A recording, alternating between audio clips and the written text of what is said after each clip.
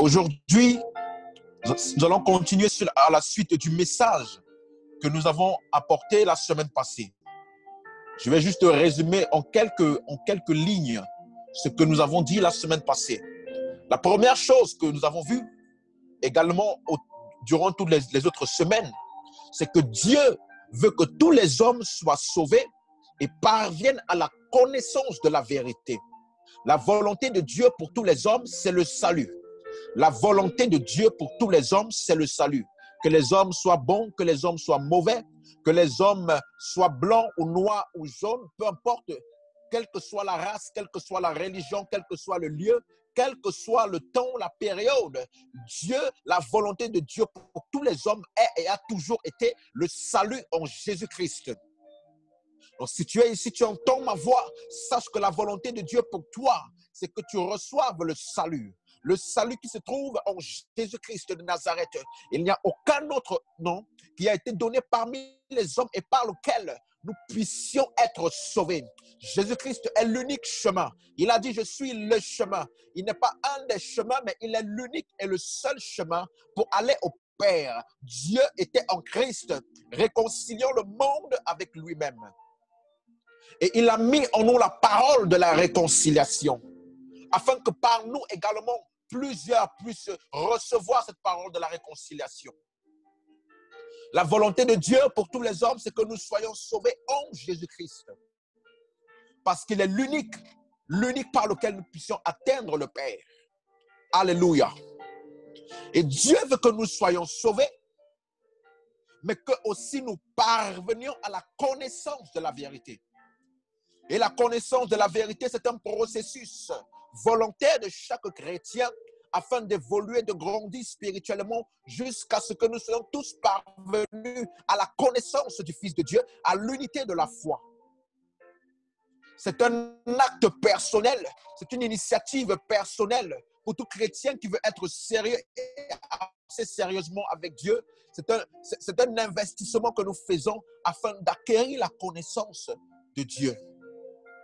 Parce que si tu es sauvé, mais tu ne connais pas la vérité concernant le salut que tu as reçu, tu vas vivre comme quelqu'un qui n'a pas Christ, juste par ignorance, parce que le peuple de Dieu périt par faute de connaissance. Le peuple de Dieu périt par faute de connaissance. Le peuple de Dieu ne périt pas parce que les démons sont forts. Le peuple de Dieu ne périt pas parce que les problèmes sont insurmontables. Le peuple de Dieu ne périt pas parce que la maladie est trop forte. Le peuple de Dieu ne périt pas parce que le péché est trop fort. Non, non et non. La seule chose qui peut faire périr un enfant de Dieu, c'est-à-dire qu'il peut le mettre dans une circonstance dans laquelle ça ne glorifie pas Dieu, la seule chose, c'est l'ignorance. Alors l'investissement, le focus de tout chrétien doit être d'acquérir la connaissance en Jésus-Christ. Car plus tu connais Jésus, plus tu connais Dieu. Et plus tu connais Dieu, plus tu te connais toi-même. Tu ne peux pas te connaître toi-même ce que tu as et tes capacités si tu ne connais pas Jésus-Christ. Parce que nous sommes une nouvelle création créée en Jésus-Christ pour pratiquer de bonnes œuvres. Si tu ne te connais pas, alors tu vas vivre comme quelqu'un qui est encore dans le monde. Tu seras semblable à un SDF qui vit comme un SDF alors qu'il a un héritage. Mais parce qu'il est ignorant de son héritage, alors il vit comme un SDF. Mais le jour où il prend conscience qu'il a un héritage et qu'il est appelé à la richesse et qu'il prend possession de son héritage, alors il ne vit plus comme un SDF. Donc, le but de ce moment que nous passons tous les dimanches, c'est de transmettre la connaissance de Jésus-Christ, afin que tous les saints, nous soyons perfectionnés et propres à toute bonne œuvre. Et dans l'acquisition de cette connaissance, j'ai dit que Dieu a choisi de se révéler aux hommes en la personne de Jésus-Christ. Et Jésus-Christ, il est connu uniquement dans les Écritures. Alors, nous avons commencé à expliquer dans un passage, 2 Pierre chapitre 1, je vais le mettre dans les commentaires. 2 Pierre chapitre 1, versets 20 à 21. Sachant tout d'abord vous-même qu'aucune prophétie de l'Écriture ne peut être objet d'interprétation particulière. C'est-à-dire que personne ne peut lire la Bible et dire « c'est ma compréhension personnelle ». Personne ne doit lire la Bible et dire « moi je comprends comme ça, c'est ma manière de comprendre ». Non, la Bible n'est pas faite pour avoir une interprétation particulière. Et c'est pour cela qu'aujourd'hui, il y a beaucoup d'hérésies, il y a beaucoup de divisions dans le milieu chrétien parce que chacun interprète la Bible à sa manière. Mais il n'y a pas d'interprétation particulière de la Bible, non. Parce qu'il dit dans le verset 21, car ce n'est pas par une volonté d'homme qu'aucune prophétie a jamais été apportée, mais c'est poussé par l'Esprit que les hommes ont parlé de la part de Dieu. Ce qui veut dire que les hommes qui ont parlé, les hommes qui ont écrit les Écritures, ils ont écrit non pas par leur propre volonté, mais c'est inspiré par Dieu. Donc pour comprendre le message et tout ce qu'ils ont écrit, il faut s'assurer que nous avons compris l'inspiration qu'ils avaient au moment où ils ont écrit ce qu'ils ont écrit. Parce que ce n'est pas de leur propre volonté qu'ils ont écrit. C'est poussé par l'Esprit. Comme pour dire qu'une feuille de papier qui est emportée par le vent, lorsqu'on regarde seulement cette feuille de papier, elle est emportée par le vent. Elle fait un mouvement. Mais ce n'est pas elle qui est à l'origine de ce mouvement, c'est le vent. Donc pour comprendre le mouvement de la feuille, il faut regarder le vent. Pour comprendre les Écritures, il faut comprendre celui qui l'a inspiré. Parce que celui qui l'a inspiré voulait communiquer un message au travers des Écritures. Et nous avons donc dit que si on interprète mal les Écritures, on peut aboutir à une erreur ou à une hérésie. Tout comme les disciples de Jésus, qui lorsqu'ils ont vu un obstacle, ils ont vu des personnes qui leur ont empêché de passer par une ville. Alors ils ont dit, Seigneur, est-ce que tu veux que nous commandions que le feu descende sur eux et les consume comme Élie l'a fait? Ils ont lu la Bible, ils ont lu l'Ancien Testament. Excusez-moi. Ils ont lu l'Ancien Testament, mais ils n'ont pas compris le message de l'Ancien Testament. Et comme ils n'ont pas compris le message de l'Ancien Testament, qui constitue les Écritures, alors ce qui s'est passé, c'est que chacun d'entre eux, ils ont fait une erreur. C'est-à-dire qu'on peut prendre un passage biblique pour appuyer une croyance, mais ce n'est pas parce que cette croyance-là c'est appuyée sur un passage biblique que cette croyance est vraie. Parce que lorsqu'ils ont dit ça à Jésus, Jésus les a réprimandés en leur disant, vous ne savez pas de quel esprit vous êtes animés. Comme pour dire que cette pratique-là, même si soi-disant c'était appuyé sur un événement de la Bible, elle n'est pas correcte. Si tu as une interprétation erronée de la Bible, alors ce qui va se passer, c'est que ton application sera erronée. Et nous avons commencé à expliquer le message des Écritures. Dans 2 Timothée chapitre 3, versets 15 à 17. 2 Timothée chapitre 3, verset 15 à 17 qui dit « Dès ton enfance, tu connais les saintes Écritures. » Il parle des Écritures et il explique en quel sujet. Il dit « Les saintes Écritures peuvent te rendre sage à salut par la foi en Jésus-Christ. » Les saintes Écritures, elles peuvent te communiquer la sagesse, l'expertise, la maîtrise. De quel sujet? Le salut par la foi en Jésus-Christ. Aucun autre message. Au jour d'aujourd'hui, on a tellement de messages dans l'Église que les gens ne connaissent plus le vrai message des Écritures. On a tellement de messages aujourd'hui que les gens ne connaissent plus le message des Écritures. Parce que les Écritures n'ont pas plusieurs messages. Les Écritures ont un seul message. Jésus-Christ, le salut par la foi en Jésus-Christ. Son œuvre rédemptrice, il est mort, il est allé aux enfers, il est ressuscité et est allé au ciel. Et il a une gloire qui s'en est suivie. C'est cela le message des Écritures. Les Écritures n'ont pas un autre message. Et si tu ne comprends pas ça, tu vas lire la Bible et tu vas te tromper parce que les Écritures ne sont comprises qu'à la lumière de leur message. On ne peut pas prendre la Bible pour enseigner sur la politique. On ne peut pas prendre la Bible pour enseigner sur les finances. On ne peut pas prendre la Bible pour enseigner sur comment trouver l'homme idéal. Ce n'est pas ça le message de la Bible. La Bible a été écrite, les Écritures sont capables de te rendre sage à salut par la foi en Jésus-Christ. Voilà le message des Écritures, de communiquer parce que Dieu veut que tous les hommes soient sauvés et parviennent à la connaissance de la vérité concernant le salut qu'ils ont reçu. Et donc, pour pouvoir parvenir à la connaissance, il nous a fourni les Écritures pour nous donner la connaissance concernant le salut par la foi en Jésus-Christ. Et le verset 16 dit, toute écriture est inspirée de Dieu. Dieu est la source des Écritures. Il est celui qui est inspiré et les Écritures sont utiles pour enseigner. Le mot enseigner veut dire explication, enseignement.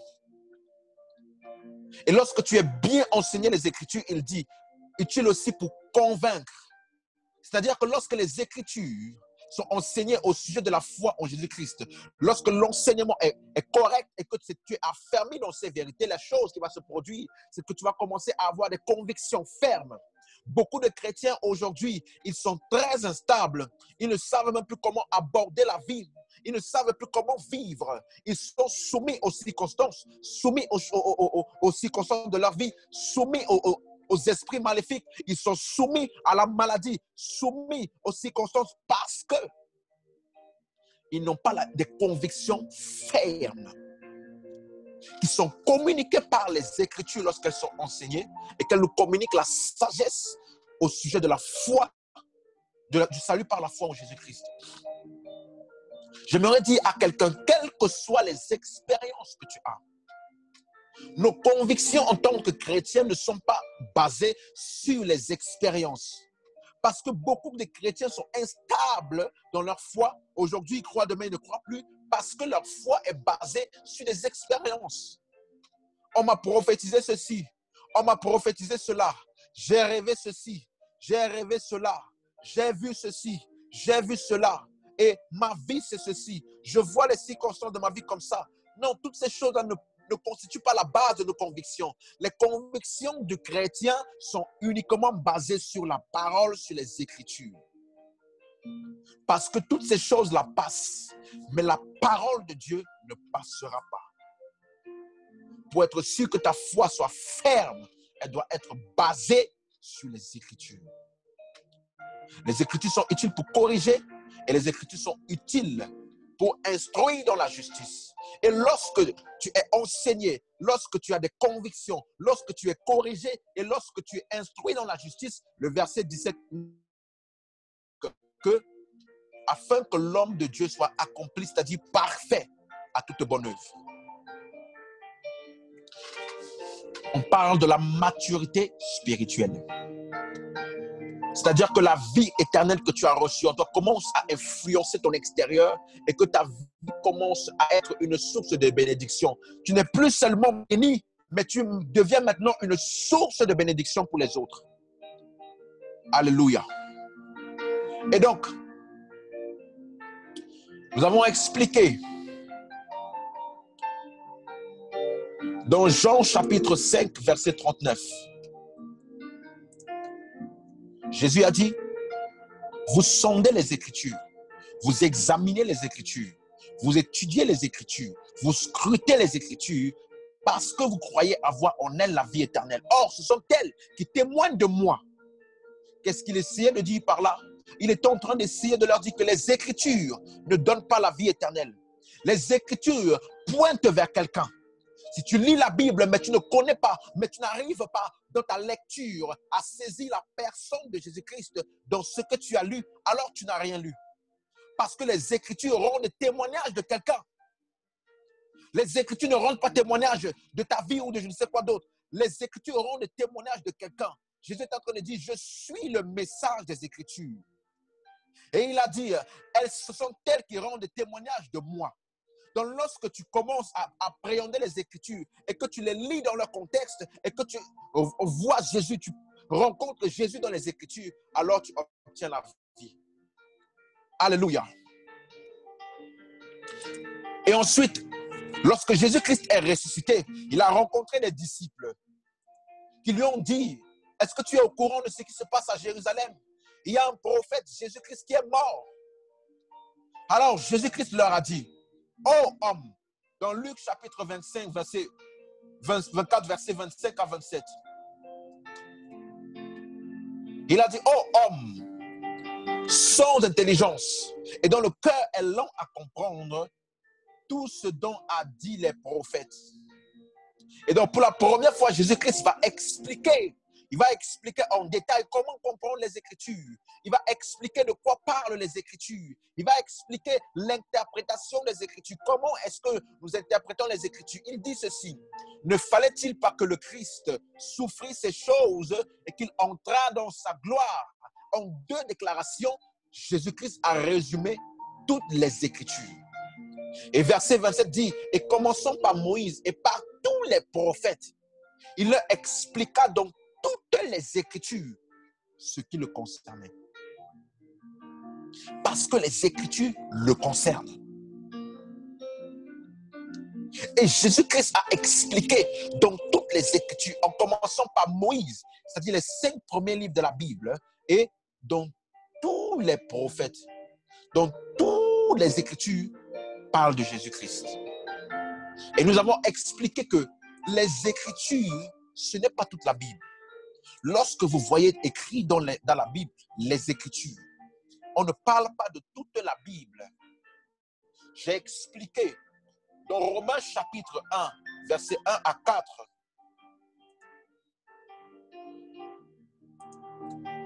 Voilà. Dans Romains chapitre 1, versets 1 à 4, il nous dit Paul, serviteur de Jésus-Christ, appelé à être apôtre, mis à part pour annoncer l'évangile de Dieu, qui avait été écrit, été promis auparavant de la part de Dieu par ses prophètes dans les Saintes Écritures, et qui concerne son fils, né de la postérité de David selon la chair et déclaré fils de Dieu avec puissance selon l'esprit de sainteté par la résurrection d'entre les morts. Donc il appelle les Écritures, les écrits et les paroles des prophètes concernant la promesse de Dieu qui concernait son fils. Donc tous ces écrits de ces prophètes-là sont écrits dans les livres de l'Ancien Testament de la Bible. Alléluia. Donc nous avons expliqué en détail que les Écritures parlent concrètement de Genèse à Malachie. Les Écritures, c'est de Genèse à Malachie. Lorsque vous voyez dans la Bible, donc, que l'apôtre Paul dit à Timothée que tu as connu les Saintes Écritures qui peuvent te rendre sage à salut par la foi en Jésus-Christ. Il est en train de lui dire que lorsque tu as connu de Genèse à Malachie, lorsque tu as lu ces livres-là, alors tu vas te rendre compte que ces livres parlent du salut par la foi en Jésus-Christ. L'histoire de Moïse, l'histoire d'Abraham, l'histoire des rois, toutes les prophéties des prophètes parlent d'une personne, de Jésus.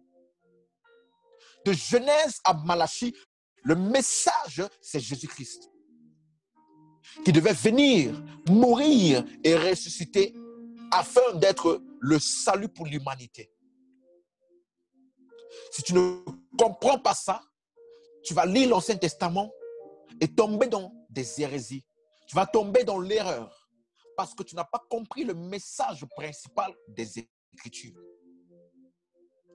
J'ai aussi également expliqué que les Écritures constituent donc ce qu'on appelle l'Ancien Testament de Genèse à Malachie. Et également, les Écritures sont appelées les mystères du royaume. Les Écritures sont appelées le mystère. Et nous avons expliqué dans Matthieu chapitre 13, à partir du verset 15 à 17. Non, pardon, dans Luc chapitre 8. Luc chapitre 8, verset 10. Le livre de Luc chapitre 8, verset 10.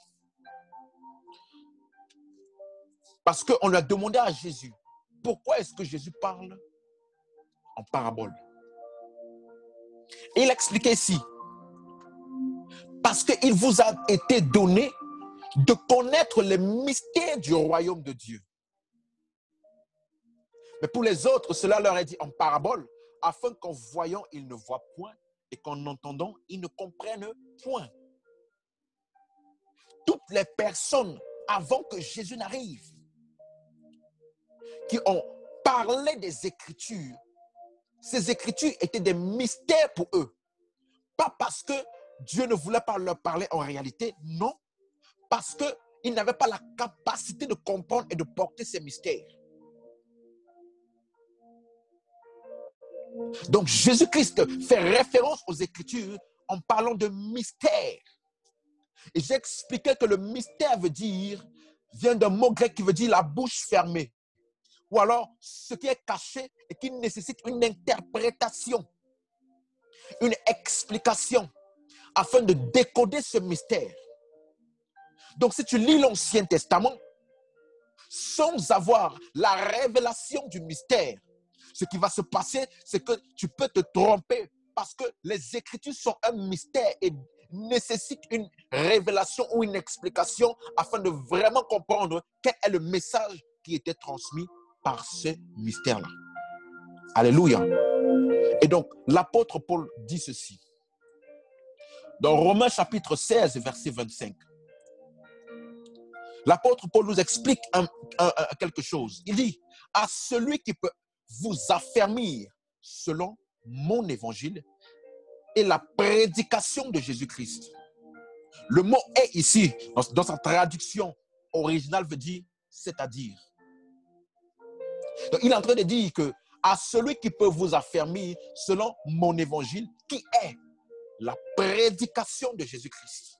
Vous voyez, le message de l'évangile, c'est Jésus-Christ. C'est la prédication de Jésus-Christ. Ce n'est pas la prédication de la prospérité. Ce n'est pas la prédication des principes pour réussir le mariage. Ce n'est pas la prédication des principes de la prophétie. Non, non et non. C'est la prédication de Jésus-Christ. Et il dit que cette prédication-là, c'est conformément à la révélation du mystère. Donc les écrits des apôtres, donc les épîtres, constituent la révélation du mystère. Qu'est-ce que je suis en train d'essayer de te dire? Je suis en train d'essayer de dire que tu ne peux pas comprendre les Écritures si tu n'as pas la révélation contenue dans les épîtres, dans le Nouveau Testament. Parce que le Nouveau Testament, c'est Jésus-Christ révélé. L'Ancien Testament, c'est Jésus-Christ caché, voilé, sous forme de mystère, sous forme de parabole, sous forme de type, sous forme de promesse, sous forme d'ombre, sous forme de symbole. Ce n'est que lorsque tu as la révélation du mystère que tu comprendras que les Écritures parlaient d'une personne, de Jésus. J'ai expliqué un exemple.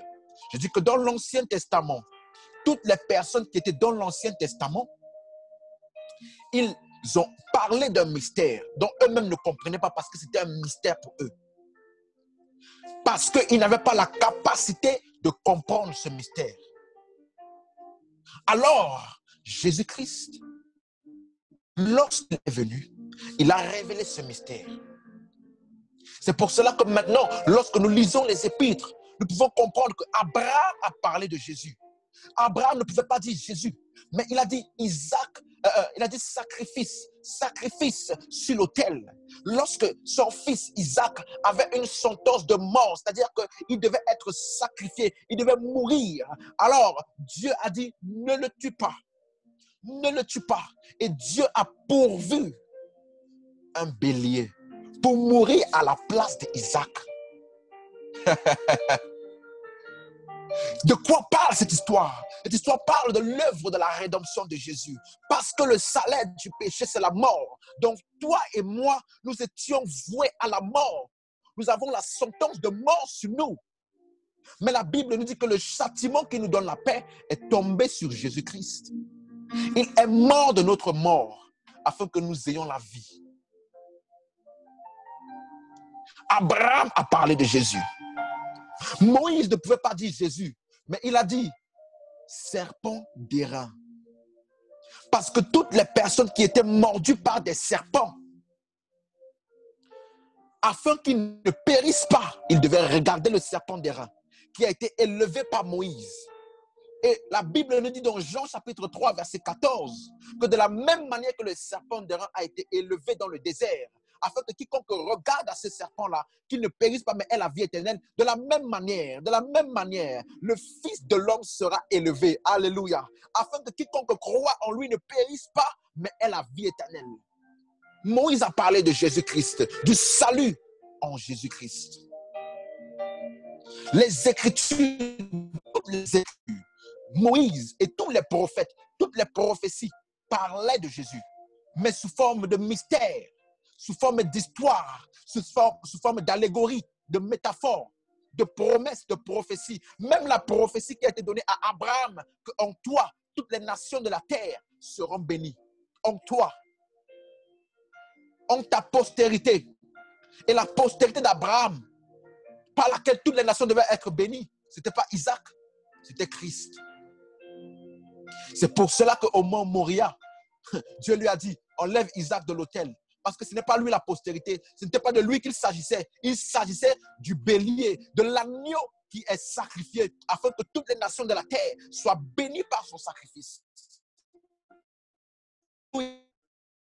Donc Jésus-Christ était présent dans tout l'Ancien Testament sous forme de promesses, de prophéties, de types, de symboles et d'ombres. Et j'ai expliqué que donc c'est seulement à la lumière du Nouveau Testament, qui est Jésus-Christ révélé, que nous pouvons comprendre l'Ancien Testament, qui est Jésus-Christ voilé, qui est les Écritures, qui est le mystère, les mystères du royaume. Et donc j'ai commencé à dire, j'ai dit une chose la semaine passée, que les 4 évangiles, ce n'est pas le Nouveau Testament. Les 4 évangiles, ce n'est pas le Nouveau Testament. Donc lorsque je dis que le Nouveau Testament est l'explication de l'Ancien Testament, est l'interprétation, la révélation de l'Ancien Testament, il faut comprendre que je suis en train de dire ceci, que tous les livres, les épîtres, constituent la révélation complète de Jésus-Christ, qui nous permet de comprendre tous les mystères. Donc, pour comprendre l'Ancien Testament, il faut regarder le Nouveau Testament. À la lumière du Nouveau Testament, nous pouvons comprendre l'Ancien Testament. Mais le Nouveau Testament, là, il n'y a pas Matthieu, Marc, Luc, Jean dedans. Alléluia. Matthieu, Marc, Luc et Jean ne font pas partie du Nouveau Testament.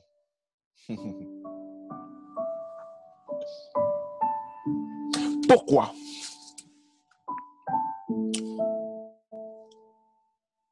Avant d'arriver là, je vais expliquer quelque chose. Dans le livre de 1 Pierre, chapitre 1, versets 10 à 12, la Bible nous donne une vérité qui est indispensable à comprendre concernant l'Ancien Testament.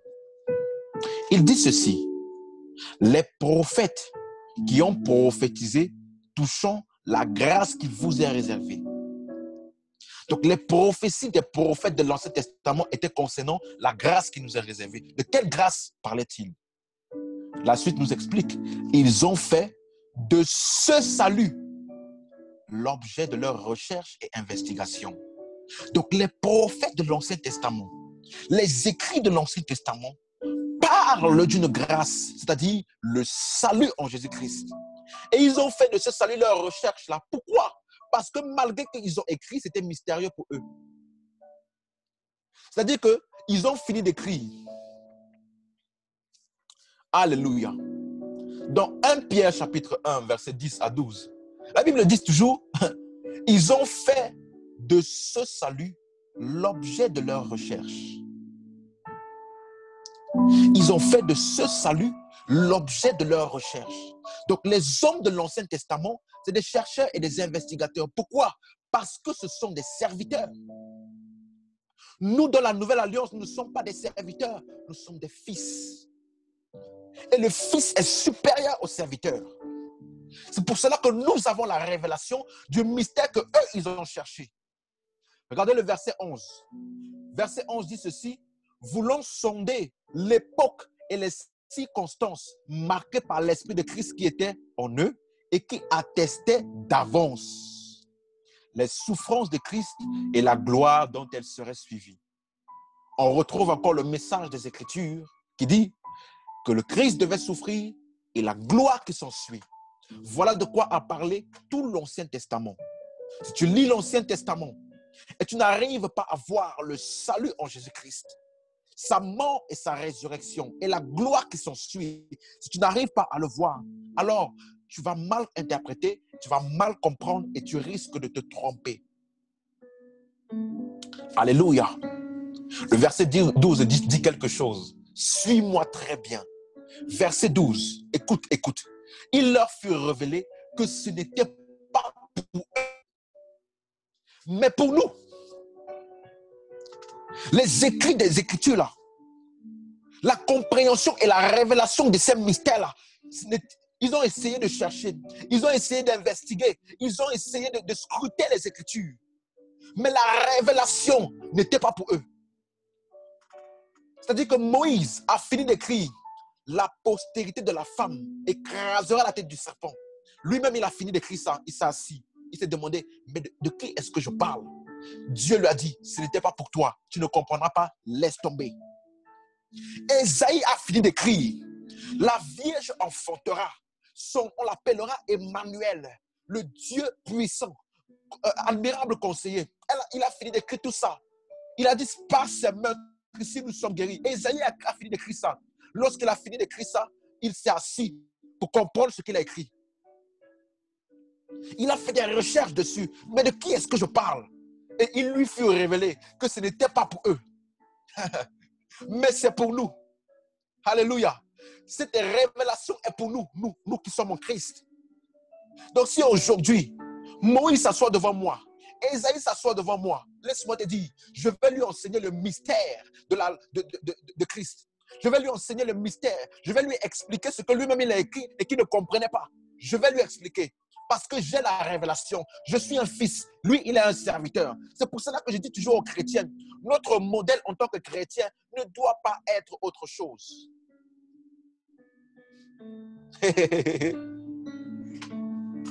Notre modèle en tant que chrétien, ce n'est pas les gens de l'Ancien Testament. Mon modèle, ce n'est pas Moïse. Mon modèle, ce n'est pas David. Même si on l'appelle l'homme selon le cœur de Dieu. Non, ce n'est pas lui mon modèle. Mon modèle, c'est Christ. Parce que David a essayé d'être comme moi. David m'envie. Alléluia. Verset 12. Il leur fut révélé que ce n'était pas pour eux, mais pour nous.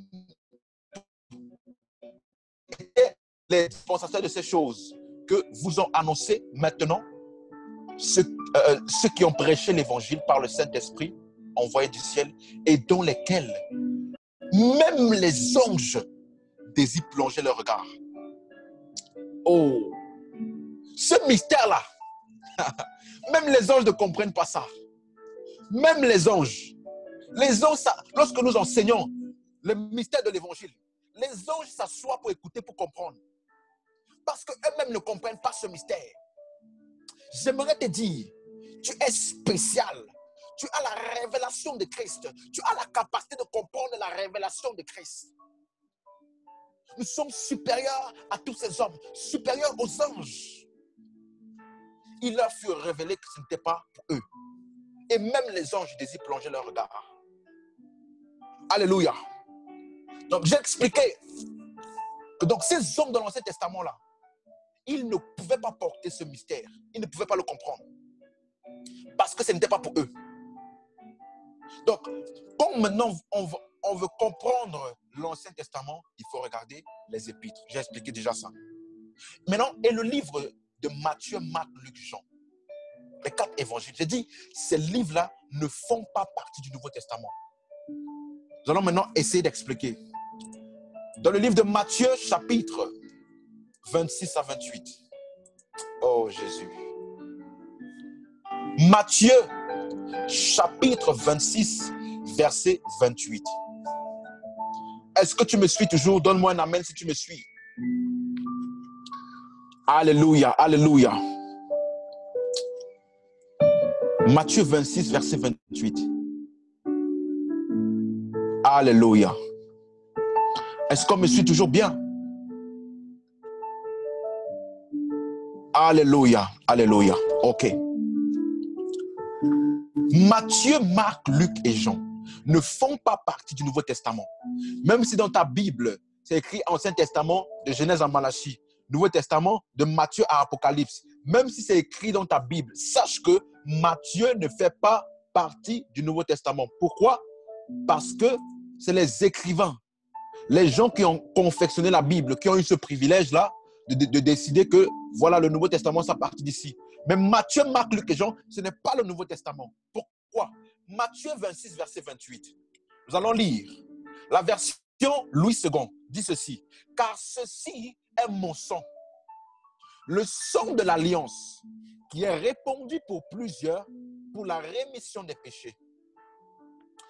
Quand on lit ça, le sang de l'alliance. La version Darby dit, ceci est mon sang, le sang de la nouvelle alliance. Le sang de la nouvelle alliance. Alléluia. Et la version Martin, encore plus précis, il dit, ceci est mon sang, le sang du Nouveau Testament. Donc, il n'y a pas de Nouveau Testament tant que le sang n'est pas versé. Il n'y a pas de Nouveau Testament tant que le sang n'a pas été versé. Ce n'est qu'après que le sang a été versé, c'est-à-dire la mort et la résurrection de Jésus, que le Nouveau Testament commence. Alléluia. Et il dit, le sang de la nouvelle alliance, répandu pour plusieurs pour la rémission des péchés. Je vais ouvrir juste une parenthèse. Question. Le sang de Jésus, ou alors son sacrifice, il a été fait une fois ou plusieurs fois. Le sang de Jésus-Christ a coulé. Et lorsque dans la Bible, vous lisez le sang, on ne parle pas d'un liquide. C'est pour ça que beaucoup de chrétiens, ils ne comprennent pas le langage biblique. La Bible est faite de figures de style, de représentations, de paroles pour symboliser des choses. Lorsqu'on parle de la croix, on parle de l'œuvre de Jésus-Christ, de sa mort et de sa résurrection. Lorsqu'on parle du sang, on parle de l'œuvre sacrificielle de Jésus. Parce que le sang de Jésus-Christ, ce n'est pas une substance. C'est pour ça que plusieurs personnes, je clame le sang de Jésus-Christ, je me couvre du sang de Jésus-Christ, je me plonge dans le sang de Jésus-Christ. C'est erroné. Parce qu'ils ne comprennent pas que le sang, ce n'est pas un liquide. Bref, ce n'est pas mon message d'aujourd'hui. Mais le sang de Jésus-Christ fait référence à son œuvre sacrificielle. Parce que la vie est dans le sang. Dans le sang de Jésus-Christ fait référence à la vie de Jésus et sa vie qui a été livrée pour nous. Donc le sang de Jésus-Christ fait référence à l'œuvre sacrificielle de Jésus. Et donc cette œuvre sacrificielle-là, le sang de Jésus qui était répandu, il était répandu une fois ou plusieurs fois. Il était répandu une seule fois. La Bible dit il est mort. Il s'est présenté devant le tabernacle céleste une fois pour toutes. Si donc le sang a coulé une fois pour toutes, pour la rémission des péchés, ça veut dire que nous avons la rémission des péchés une fois pour toutes. La rémission ou le pardon des péchés, nous le recevons le jour où nous recevons Christ en nous. Une fois pour toutes. Tes péchés passés, présents, futurs sont pris en charge. Il n'y a plus aucune condamnation possible pour toi. Parce que le sang a coulé une fois pour la rémission des péchés, une fois. Je ferme la parenthèse. Donc, il n'y a pas de Nouveau Testament tant que le sang n'a pas été versé ou répandu par la mort. Hébreux chapitre 9, verset 15. Il va nous donner plus d'explications ou plus de compréhension. Hébreux chapitre 9, verset 15 à 17, nous dit ceci. Et c'est pour cela qu'il est le médiateur. Et c'est pour cela qu'il est le médiateur d'une nouvelle alliance. Donc, on parle encore ici de Jésus-Christ, qui est le médiateur de la nouvelle alliance. Et donc, Matthieu, Marc, Luc et Jean, est-ce qu'ils font partie de cette nouvelle alliance? Si Jésus-Christ est le médiateur d'une nouvelle alliance, est-ce que Matthieu, Marc, Luc et Jean font partie de cette nouvelle alliance? Lisons encore. Et c'est pour cela une nouvelle alliance, afin que la mort étant intervenue pour le rachat des transgressions commises sous la première alliance, ceux qui ont été appelés reçoivent l'héritage éternel qui leur a été promis. Bien-aimés, la Bible est claire. Un héritage éternel. Comment on peut dire aux chrétiens, ah non, chaque fois que tu pêches, chaque fois que tu vas faire une erreur, ton salut est remis en question. Laisse-moi te dire, bien-aimé, si tu as reçu le salut, l'héritage en Jésus-Christ, c'est un héritage éternel. Le verset 16 dit donc, car là où il y a un testament, il est nécessaire la mort du testataire soit constatée. Il est nécessaire que la mort du testataire soit constatée. Donc, tant que le testataire n'est pas mort, le testament n'a aucune validité. Je reprends. Tant que le testataire n'est pas mort, le testament n'a aucune validité. Donc, le Nouveau Testament n'est rentré en vigueur qu'après la mort de Jésus. Et donc, Matthieu, Marc, Luc et Jean, c'était la vie de Jésus-Christ. Il n'était pas encore mort et ressuscité.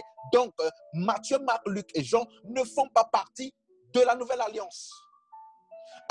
Verset 17. Un testament, en effet, n'est valable qu'en cas de mort, puisqu'il n'a aucune force tant que le testataire vit.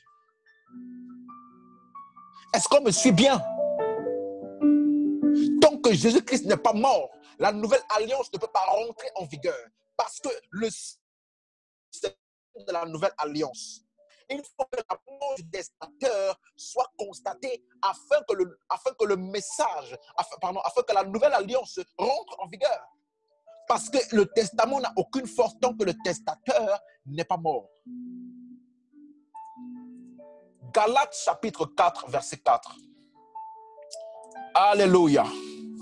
Est-ce que Matthieu, Marc, Luc et Jean font partie de la nouvelle alliance? Parce que la nouvelle alliance est ce qui interprète et explique les Écritures. Donc, est-ce que Matthieu, Marc, Luc et Jean font partie des livres dans lesquels est contenue la révélation complète de Jésus-Christ? Non. Non. Non. Galates chapitre 4, verset 4. C'est important d'établir des vérités sur les Écritures. Les convictions que nous avons, comme j'ai expliqué, doivent être basées sur les Écritures et non sur les on-dit. Ah non, tel pasteur dit ceci. Ah non, l'autre pasteur dit cela. Ah non, l'autre il dit ceci, l'autre il dit cela. On ne sait plus quoi croire. Les Écritures sont utiles pour enseigner et pour convaincre, pour transmettre des convictions. C'est dans les Écritures. Donc, Matthieu, Marc, Luc et Jean ne font pas partie des Écritures. Pardon, ne font pas partie du Nouveau Testament. Continuons. Galates chapitre 4, verset 4. Mais lorsque les temps ont été accomplis, Dieu a envoyé son Fils, né d'une femme, né sous la loi. Donc Jésus-Christ a vécu sous la loi et non dans la nouvelle alliance. Afin qu'il rachetât ceux qui étaient sous la loi, afin que nous reçussions, oh, alléluia, l'adoption des fils. Tant que tu es sous la loi, tu n'es pas un fils. Il faut que tu sois racheté de la loi et que tu obtiennes par Jésus-Christ l'adoption de fils. Tout le monde sur la terre n'est pas fils de Dieu. Tout le monde sont des créatures. Mais nous sommes des fils identifiés à Dieu, avec la même nature que Dieu, la même vie que Dieu. Et nous avons la révélation. Moïse et les autres sont des serviteurs parce qu'ils sont sous la loi. Mais nous avons reçu l'adoption des fils. Bien-aimé, dis avec moi, je suis un fils de Dieu. Oh, alléluia. Je suis à la même nature que Jésus-Christ. Tel il est, tel je suis. Il n'est pas plus que moi, il n'est pas moins que moi. Tel il est, tel je suis. Nous reçussions l'adoption de fils. Nous avons été positionnés en tant que... Amen, amen, amen. Donc, Jésus-Christ est né sous la loi. Donc, à quoi nous servent donc les 4 évangiles? Comment comprendre également les 4 évangiles? Ça veut dire que les 4 évangiles également constituent une sorte de mystère. Je vais expliquer pourquoi. Parce que si tu lis seulement les évangiles sans la révélation de la nouvelle alliance, tu vas te tromper. Et c'est ça qui fait qu'il y a beaucoup de personnes aujourd'hui qui enseignent basées sur les enseignements de l'évangile, qui enseignent beaucoup de choses aux chrétiens et qui les mettent encore sur la condamnation et sur tout type de servitude parce qu'ils n'ont pas compris à quoi servent les évangiles. Il y a 4 raisons. Aujourd'hui, si tu me suis bien, retiens ceci. Il y a 4 raisons fondamentales pour lesquelles les évangiles sont importants, ont été écrites. Et parmi ces raisons-là, ça ne fait pas partie de la révélation du mystère. Non. Il y a 4 raisons fondamentales. La première raison, c'est ceci. Les 4 évangiles constituent le récit historique ou alors de la vie de Jésus-Christ dans la chair. Le récit historique de Jésus-Christ dans la chair. Ou alors sous une enveloppe humaine. C'est le récit historique de la vie de Dieu dans un corps humain. C'est le récit, la narration de la vie de Dieu dans l'humanité. Aïe, aïe, aïe. Dieu qui a de l'immortalité, qui a pris la mortalité afin de se manifester aux humains. C'est la vie de Jésus-Christ. De l'humanité, la divinité fait chair. De la jonction entre l'immortalité et la mortalité. C'est le récit historique à quoi ça ressemble, de comment s'est passée la vie de Jésus-Christ fait chair. Parce qu'il fallait que Jésus-Christ soit humain, 100% homme, bien qu'il soit 100% Dieu. Parce que si Jésus-Christ n'est pas homme, alors l'œuvre de la rédemption n'est pas légale. Je reprends. Si Jésus-Christ n'était pas venu comme un homme, alors son œuvre de la rédemption pour nous sauver ne devait pas être légale. Pourquoi? Parce que c'est par un homme que le péché est venu dans le monde et c'est par un homme que le péché doit être retiré ou ôté ou alors le prix doit être payé par un homme. Romains chapitre 5, verset 12. Romains chapitre 5, verset 12. Essaie de me suivre attentivement. Si tu es occupé à faire autre chose, arrête un peu ce que tu fais et écoute-moi. C'est très primordial ce que j'explique là. Parce que beaucoup de personnes lisent les évangiles, mais ne comprennent pas pourquoi les évangiles. Quel est le but des évangiles? Et on aboutit à de mauvaises conclusions et on amène plusieurs dans l'erreur. On vit une vie erronée basée sur une mauvaise compréhension et interprétation des Écritures. Alléluia. Romains chapitre 5, verset 12. Il faut comprendre le mystère, il faut comprendre le message des Écritures qui est le salut par la foi en Jésus. Et donc, l'œuvre de salut de Jésus-Christ ne pouvait pas être légale. Légale, c'est-à-dire selon les standards de la justice divine, selon les standards de la justice. Si Jésus-Christ ne devait pas venir comme un homme, regardez, c'est pourquoi, comme par un seul homme, le péché est entré dans le monde. Par un seul homme. Pas par un esprit, pas par un ange, pas par Dieu, par un homme. Donc, il fallait que ce soit un homme qui vienne pour racheter les hommes. Parce qu'un homme a péché, un homme doit ôter le péché. Un homme a vendu, un homme doit racheter. Un homme s'est livré au péché, un homme doit délivrer du péché. Alléluia. Et ça, c'est un message primordial qui atteste de l'humanité de Jésus-Christ. Pourquoi? Parce que même l'Antichrist,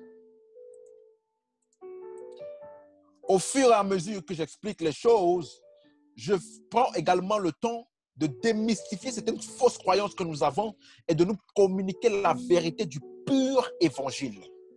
Qui dit ceci? 1 Jean chapitre 4, versets 2 à 3. Le livre, le premier épître de Jean, chapitre 4, versets 2 à 3. Il dit, reconnaissez à ceci l'Esprit de Dieu. Tout esprit qui confesse que Jésus-Christ est venu en chair, que Jésus-Christ est venu en chair, est de Dieu. Et tout esprit qui ne confesse pas Jésus n'est pas de Dieu, c'est celui de l'Antéchrist. C'est celui de l'Antéchrist. Donc l'Antéchrist là, ce n'est pas une personne. Arrêtez de tromper les gens. L'Antéchrist là, ce n'est pas une personne. C'est un type d'enseignement qui renie de l'humanité de Jésus. Parce que tout esprit qui est de Dieu, il va témoigner, il va enseigner, il va confesser que Jésus-Christ est venu dans la chair. Et l'Antéchrist, lui, il va dire que Jésus-Christ n'est pas venu dans la chair. Il ne va pas confesser ça. Donc, l'humanité de Jésus-Christ est ce qui certifie la légalité. La légalité, que ce que Jésus-Christ a fait là était légal. Et l'Antéchrist, c'est un type de doctrine, un type d'esprit qui inspire, c'est un type d'enseignement qui atteste que Jésus-Christ n'est pas venu selon la chair. Ce n'est pas une personne. Les gens disent, ah non, l'Antéchrist, c'est un gars qui va venir puissant, ceci, cela, et il va tromper. Non, c'est un nom, c'est un type d'enseignement. Et l'Antéchrist, il est déjà dans le monde. Il est déjà dans le monde depuis le temps de Paul, depuis le temps de Jean. Il dit l'Antéchrist qui devait venir et qui est déjà dans le monde. Dont vous avez appris la venue et qui est déjà. Donc, s'il était déjà dans le monde, au temps de Jean, à combien de fois de raison maintenant? Et les gens disent on doit attendre un Antéchrist qui va venir pour faire je ne sais pas quoi. Non, il est déjà dans le monde. Pourquoi? C'est un type d'enseignement, un type d'esprit qui inspire des enseignements, qui renie l'humanité de Jésus. Alléluia. Donc, ce qui est certifié de la légalité de l'œuvre de la rédemption de Jésus-Christ, c'est parce qu'il est venu sous forme d'homme et a payé le prix pour nous. Voilà pourquoi cette œuvre-là est légale selon la justice, parce que Dieu n'est pas injuste. Je le dis toujours, Dieu déteste le péché. Il ne tolère pas le péché. Dieu punit le péché. Mais Dieu punit le péché, non pas sur nous qui avons péché, mais sur Jésus-Christ. Ok, donc Dieu n'a pas laissé le péché. Dieu a puni le péché. Il a puni le péché sur Jésus-Christ. Donc l'œuvre de la rédemption de Jésus-Christ est une œuvre complètement légale. Dieu n'a pas utilisé sa souveraineté pour venir dire comme ça, oh non, le péché, tu n'as plus d'importance. Sors, le péché, on ne te considère plus. Non, il a ôté le péché selon les termes de la justice divine. Parce que l'âme qui pêche doit mourir. Et le salaire du péché, c'est la mort. Sauf que ce salaire-là n'est pas tombé sur les hommes qui ont péché, mais tombé sur un homme, Jésus-Christ. Parce que par un homme, le péché est rentré, et par un homme, la justification sera donnée à tous les hommes. Alléluia. Est-ce qu'on me suit bien? La première raison des évangiles, Matthieu, Marc, Luc et Jean, c'est quoi? C'est pour testifier que Jésus-Christ est venu dans la chair. Parce que c'est cela qui certifie et qui atteste de la légalité de l'œuvre de la rédemption.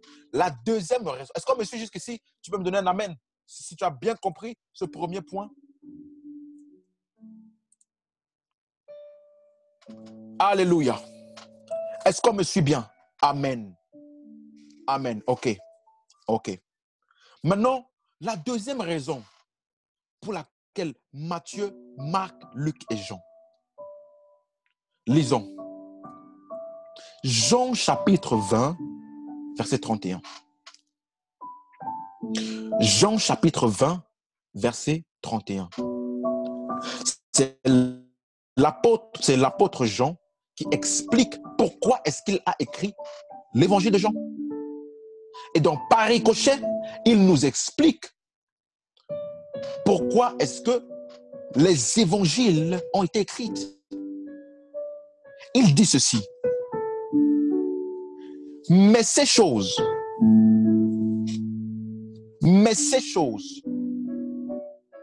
ont été écrites afin que vous croyiez que Jésus est le Christ, le Fils de Dieu. Ces choses ont été écrites afin que vous croyiez que Jésus est le Christ, le Fils de Dieu, et qu'en croyant, vous ayez la vie en son nom.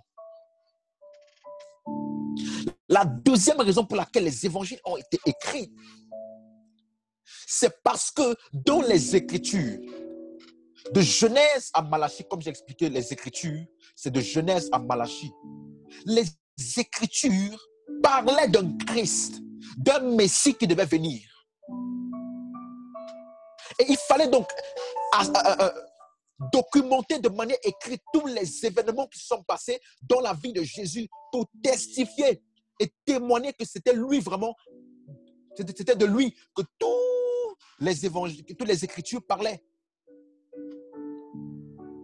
Rappelons-nous, nous avons lu dans Luc 24 tout à l'heure, versets 44 à 47, qui disait « Il fallait que s'accomplisse tout ce qui était écrit de moi dans la loi de Moïse, dans les prophètes et dans les psaumes. » Donc, les livres de l'Ancien Testament parlent de Jésus. Et les évangiles ont donc écrit, ont donc documenté toute la vie de Jésus pour certifier que c'était vraiment de lui qu'on parlait et que tout ce qui était écrit dans la loi, là, il a accompli cela. Pour testifier que Jésus est le Christ qui devait venir. C'est pour cela que même les évangiles parlent plus aux Juifs. Parce que la loi était écrite pour eux. La loi, c'est eux qui vivaient sous la loi. Ils connaissent la loi et les prophètes. Donc, c'était eux qui devaient être en mesure de mieux comprendre même tout ce que Jésus a fait.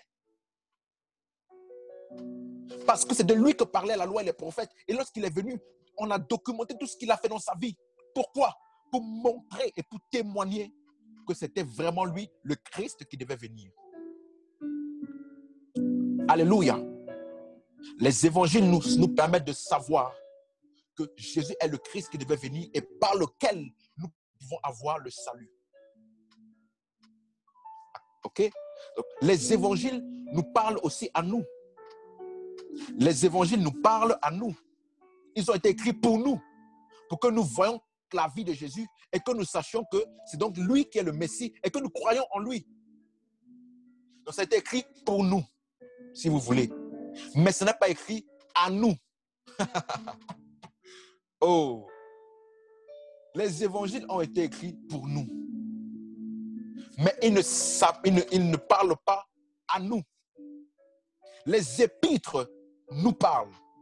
Parce qu'une fois que tu as reçu le salut, la vie que tu as reçue là est maintenant expliquée dans les épîtres. Les évangiles te permettent de croire que c'est Jésus qui est celui qui devait venir.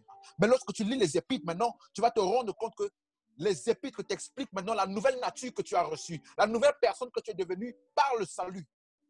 Ils t'expliquent en détail tout ce qui s'est passé dans l'œuvre de la croix. Parce que beaucoup de chrétiens aujourd'hui, si on leur demande, c'est quoi que Jésus a fait? Ah, il est mort pour moi, il est ressuscité pour moi, c'est tout. Et c'est pour cela, c'est parce qu'ils sont ignorants de tous les détails et les implications de l'œuvre de la croix qui est révélée dans les Écritures. Pardon, qui est révélée dans les épîtres. Parce qu'ils ne savent pas ça. Ils continuent de prier d'une manière erronée. Ils continuent de vivre dans la condamnation. Ils demandent des choses à Dieu que Dieu leur a déjà données. Ils confessent les péchés alors que Dieu les a déjà pardonnés. Ils vivent sous la condamnation alors qu'il n'y a plus de condamnation. Ce n'est que dans les épîtres que nous voyons qui nous sommes vraiment. Que les épîtres nous expliquent toutes les implications de l'œuvre de la croix. Mais dans les évangiles, on parle juste de la vie physique de Jésus. La narration de sa vie, afin que nous sachions que c'est lui qui devait venir. Et la dernière raison Donc, j'ai dit, la première chose, c'est quoi? Testifier de l'humanité de Jésus. Parce que ce n'est que cette humanité-là qui nous permet de certifier et de légaliser l'œuvre de la rédemption. Deuxième raison, il est venu, les évangiles ont été écrits pour nous expliquer, pour nous démontrer que Jésus est celui qui devait venir. Troisième raison, Jean chapitre 14, verset 12. Jean chapitre 14, verset 12. Alléluia. Merci Jésus. Il nous dit ceci. En vérité, je vous le dis. Celui qui croit en moi fera aussi les œuvres que je fais. Et il en fera de plus grandes. Parce que je m'en vais au Père. Donc, les évangiles nous sont donnés pour nous donner un aperçu de ce que nous sommes capables de faire pour nous qui sommes en Christ. Jésus-Christ, la Bible dit, tel il est, tel nous sommes. Lorsque nous avons reçu Jésus-Christ et que nous avons cru en son nom et que nous avons reçu le salut, nous pouvons regarder les évangiles pour nous donner un aperçu de ce que nous, maintenant qui sommes en Christ, nous sommes capables de faire. Et comme Jésus-Christ, il vivait sous la loi, il était limité même. Nous pouvons faire plus que lui, parce que nous ne sommes pas sous la loi, mais sous la grâce. C'est pour cela qu'il dit, vous en ferez même de plus grandes. Si Jésus-Christ a ressuscité les morts, laisse-moi te dire, toi, tu peux ressusciter les morts. Si Jésus-Christ a guéri les malades, laisse-moi te dire, toi, tu peux guérir les malades. Si Jésus-Christ a chassé les démons, laisse-moi te dire, toi aussi, tu peux chasser les démons. N'est-ce pas ce qu'il est écrit dans Marc chapitre 16, verset 15? Voici les signes qui accompagneront ceux qui auront cru. En mon nom, ils chasseront les démons. En mon nom, ils ressusciteront les morts. Ils guériront les malades. En mon nom, ils parleront de nouvelles langues. En mon nom, s'ils boivent un breuvage mortel, il ne leur fera aucun mal. Alléluia. Les évangiles sont pour te donner un aperçu de ce que toi, tu es capable de faire. Parce que le même esprit qui était en Jésus-Christ est en toi.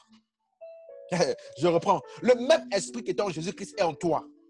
Si tu as reçu le salut en Jésus-Christ.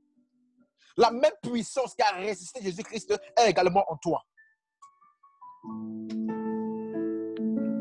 Alléluia. Donc les évangiles ont été écrits également parce que ça donne un aperçu de ce que nous sommes capables de faire. Regardez bien ce que ça dit. Il a dit, pour que, en vérité, je vous le dis, celui qui croit en moi, il fera les œuvres que je fais. Il n'a pas dit, il dira les choses que j'ai enseignées. Il fera les œuvres que je fais. Parce que Jésus-Christ a enseigné des choses sous forme de paraboles. Et certaines de ces paraboles-là ne nous concernent même pas.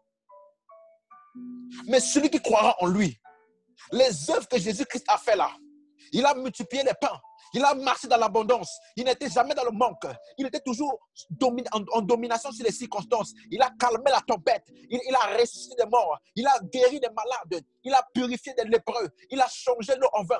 Tout ça là, nous sommes capables de faire. Il est en train de te montrer que ce qu'il fait là, c'est ce que tu es capable de faire.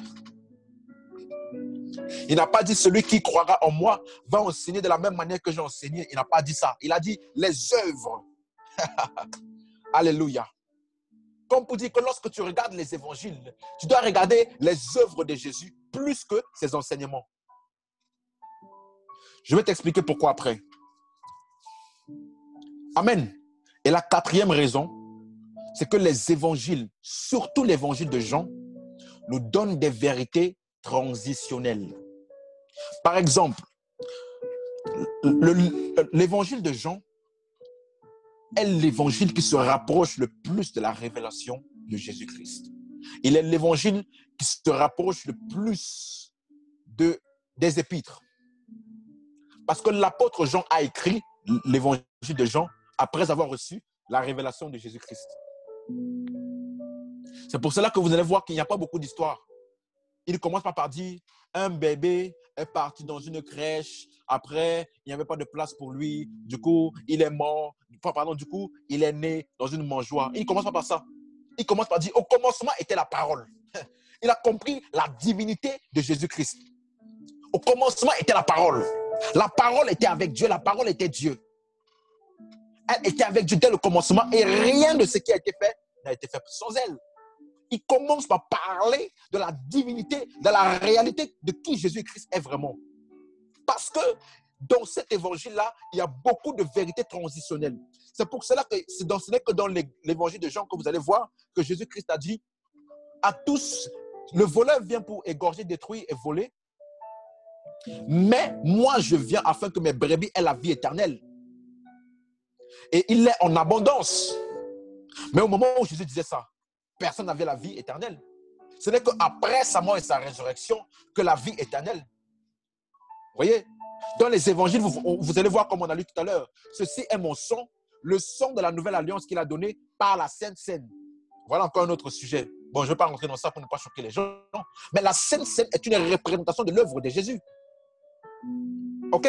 Donc, il leur a donné, il a dit, voici le sang de la nouvelle alliance. Mais au moment où il a donné le sang là, il n'était pas encore mort. Donc, c'était une vérité transitionnelle, c'est-à-dire une vérité futuristique qui nous donne un aperçu de ce qui va se passer après avoir reçu Christ. Il y a des vérités transitionnelles dans les évangiles. Donc, il y a 4 raisons pour les évangiles. Ok? La première raison, c'est pour testifier de l'humanité de Jésus-Christ. La deuxième raison, c'est pour démontrer qu'il est celui qui devait venir. Et troisièmement, c'est pour donner un aperçu de ce que nous sommes capables de faire en tant que nouvelle création en Christ. Et quatrième raison, c'est quoi? Les évangiles contiennent des vérités transitionnelles. C'est pour ça que les évangiles sont mieux que les Écritures. Les évangiles sont mieux que l'Ancien Testament. Parce que là-dedans, il y a beaucoup de vérités transitionnelles. Alléluia. Mais vous voyez que dans toutes ces raisons-là, dans aucune de ces raisons, il y a l'explication ou l'enseignement. Ça veut dire que lorsque nous lisons les évangiles, il faut faire attention aux enseignements. Parce que beaucoup de ces enseignements, un était en parabole et deux étaient destinés aux Juifs. Aux Juifs, au peuple d'Israël. À certaines de ces personnes-là. Ok? Donc c'est important de comprendre ça. Donc, mais vous allez me dire, je dis que Jésus-Christ a parlé en parabole, mais pourquoi est-ce que Jésus a parlé en parabole au fait? Parce qu'il a dit, les mystères du royaume de Dieu, il vous a été donné. Mais à eux, je leur parle en parabole, afin que, voyant, ils ne voient pas, et entendant, ils ne comprennent pas. Pourquoi Jésus ne leur a pas parlé simplement? Pourquoi? Pour répondre à cette question, parce que si tu ne comprends pas cette question, tu ne vas pas comprendre les enseignements qui sont dans les évangiles. Et en lisant ça, tu vas encore te tromper. Je vais juste vous donner un exemple. Jésus-Christ a donné une parabole. Il a dit comme ça. Est-ce qu'on me suit bien? Est-ce qu'on me suit toujours? Parce que là, je suis sur le point de choquer quelqu'un là. Est-ce qu'on me suit toujours bien? Si tu ne comprends pas cette vérité, tu risques de te tromper à coup sûr. À coup sûr. Regardez une chose que Jésus-Christ a dit dans les paraboles. Regardez, hein, suivez-moi très bien. Il a donné la parabole d'un homme qui devait de l'argent à son supérieur. Et son supérieur l'a pris et l'a envoyé en prison. Il a supplié. Il a supplié à ce supérieur-là, s'il te plaît, pardonne-moi. Donne-moi encore quelque temps pour que je puisse te rembourser tes dettes. Et son supérieur, après avoir eu miséricorde de lui, ce supérieur lui a pardonné sa dette, qui était énorme, on va dire 100 000 euros, par exemple. Et la Bible dit quelques minutes après, quelques temps après, ce gars-là qui a été gracié, à qui on a fait grâce pour ses dettes, il a rencontré une des personnes qui lui devait de l'argent. Et lui, il a envoyé cette personne-là en prison. Il a envoyé cette personne en prison alors que cette personne lui devait beaucoup moins. Beaucoup moins. OK? Il lui donnait beaucoup moins. Il devait beaucoup moins que la dette que lui il avait. Mais il n'a pas pardonné. Il a envoyé cet homme en prison.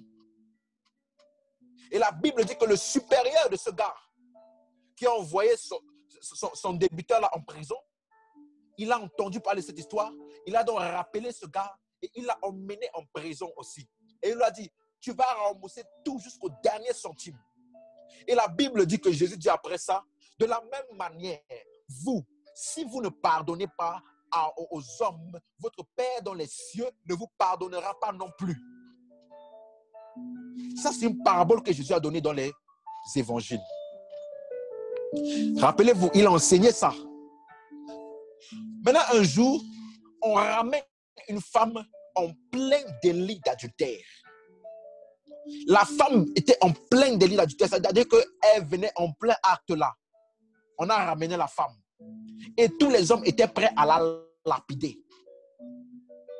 On demande à Jésus, qu'est-ce que tu dis? Et Jésus dit que celui qui n'a jamais péché, lance la première pierre. Et tout le monde, étant accusé, s'en est allé. Et Jésus demande à la femme, alors, où sont ceux qui te condamnaient? Personne ne t'a-t-il condamné? Elle dit non. Et Jésus lui dit, je ne te condamne pas non plus. En d'autres termes, tu es pardonné. Mais Jésus, pourquoi tu n'as pas demandé à la femme là si elle-même elle a pardonné aux gens qui lui ont fait du mal avant de pouvoir pardonner à cette femme? Jésus n'a pas demandé. Il a simplement pardonné. Simplement. La Bible nous parle d'un autre incident. Il y avait un homme qui était paralytique. Et donc ses 4 amis sont allés à un programme de Jésus pour pouvoir être guéris. Ils sont montés sur le toit. Lorsqu'ils sont montés sur le toit, pour rentrer dans la maison en passant par le toit, la Bible dit que lorsqu'ils ont fait descendre le paralytique, Jésus, voyant leur foi, s'approcha et dit au paralytique, jeune homme, tes péchés sont pardonnés. Mais c'est bizarre. Jésus n'a pas demandé à ce paralytique, dis-moi, est-ce que tu as pardonné à toutes les personnes qui t'ont fait du mal? Parce que si tu ne pardonnes pas à ces gens-là, moi non plus, je ne te pardonne pas. Vous voyez? Jésus a enseigné, priez comme ça, pardonne-nous nos offenses, comme nous pardonnons aussi à ceux qui nous ont offensés. Et des gens prêchent en disant, Dieu ne va vous pardonner qu'à la mesure que vous pardonnez les autres. Si vous ne pardonnez pas, Dieu lui-même ne vous pardonne pas. Mais lorsque Jésus, lui, voyait des gens, il leur disait, tes péchés sont pardonnés. À aucun moment, il a demandé, est-ce que tu as pardonné? Est-ce que tu as pardonné? Parce que si tu ne pardonnes pas, je ne te pardonnerai pas non plus. Vous voyez qu'il faut appréhender les paraboles et les enseignements de Jésus-Christ avec beaucoup de manière minutieuse parce que c'est délicat. Mais aujourd'hui, tu vas comprendre de quoi parlent toutes ces paraboles-là. Tu vas comprendre pourquoi Jésus-Christ, il enseigne des choses, on ne comprend pas. Et lui-même, quand il fait le contraire. Il a dit, si quelqu'un te gifle dans l'autre joue, et les gens qui ne comprennent pas ça,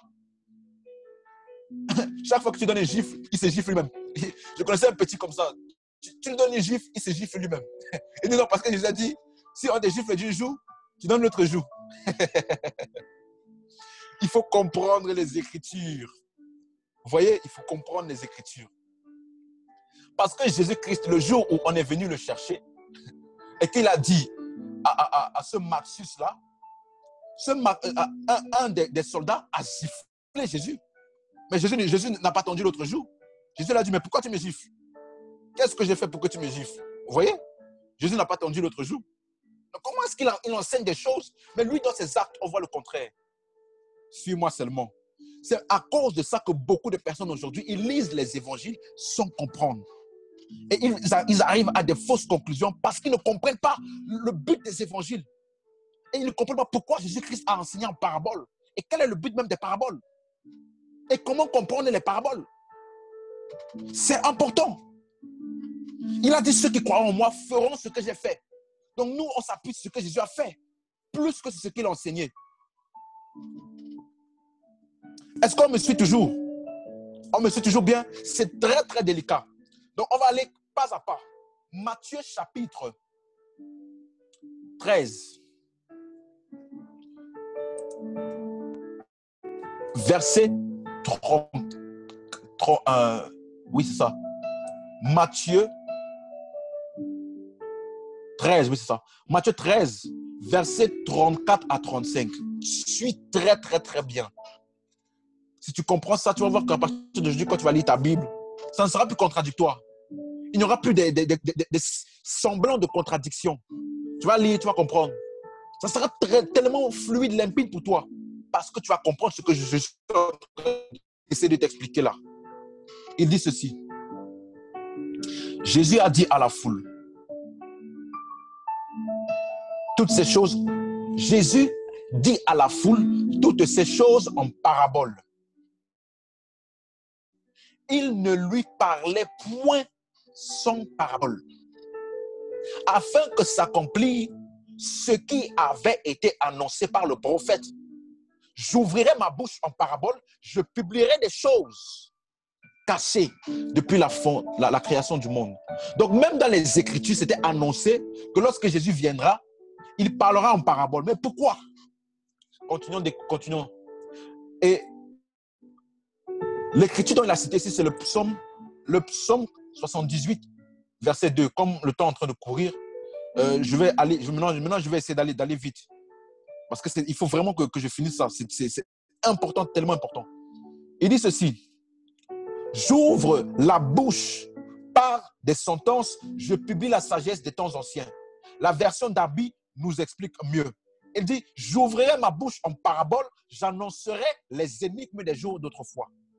Vous voyez, j'annoncerai les énigmes. Donc, lorsqu'il disait, je publierai des choses cachées dans Matthieu, il parlait des énigmes. Et les énigmes, c'est les paraboles. Donc, énigme là, c'est un mot qui est utilisé dans le langage grec, le langage hébreu, pardon, pour dire des déclarations et des choses dont le sens n'est pas totalement contenu à l'intérieur. C'est la même chose que Dieu a utilisé lorsqu'il a parlé à Moïse. Lorsque Aaron et Myriam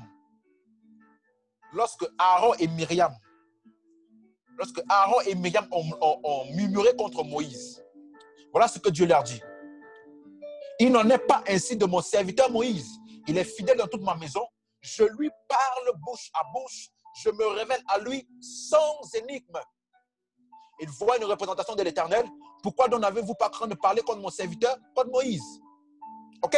Donc, les symboles ou les paraboles, c'est un langage énigmatique qui nécessite une interprétation correcte pour comprendre vraiment de quoi ça parle. Parce que si tu regardes seulement à ça, tu vas déduire des fausses conclusions. Je vous donne un exemple de langage énigmatique. Actes des Apôtres, chapitre 10, versets 9 à 16. Excusez-moi si je cours un peu, parce qu'il est bientôt 16 heures. Actes des Apôtres, chapitre 10, versets 9 à 16. Regardez ce que la Bible dit. On parle de l'apôtre Pierre, pardon, il était en moment de jeûne. Et la Bible dit pendant qu'il priait et qu'on lui faisait à manger, qu'il aille manger, le lendemain, comme il était en route et qu'il approchait de la ville, Pierre monta sur le toit vers la 6e heure pour prier. Et il eut faim et il voulut manger. Pendant qu'on lui préparait à manger, il tomba en extase, c'est-à-dire une vision ouverte. C'est le monde des visions. Regardez très bien ce qui s'est passé. Il vit le ciel ouvert. Et un objet semblable à une grande nappe. Donc, il y avait le ciel ouvert. Il y avait un objet comme une grande nappe attaché par les 4 coins et qui descendait et s'abaissait vers la terre. Et où se trouvaient tous les quadrupèdes et les reptiles de la terre et les oiseaux du ciel. Et une voix lui dit, lève-toi et mange. Lève-toi, tue et mange. Pierre dit, non Seigneur, car je n'ai jamais rien mangé de souillé ni d'impur. Et pour la seconde fois, la voix te fit entendre à lui. Ce que Dieu a déclaré pur, ne le regarde pas comme souillé. Cela arriva jusqu'à 3 fois et aussitôt après, l'objet fut retiré dans le ciel. Regardez quelque chose. L'apôtre Pierre, il a vu. Il a vu quoi? Des quadrupèdes, des nappes, des reptiles, des oiseaux, mange.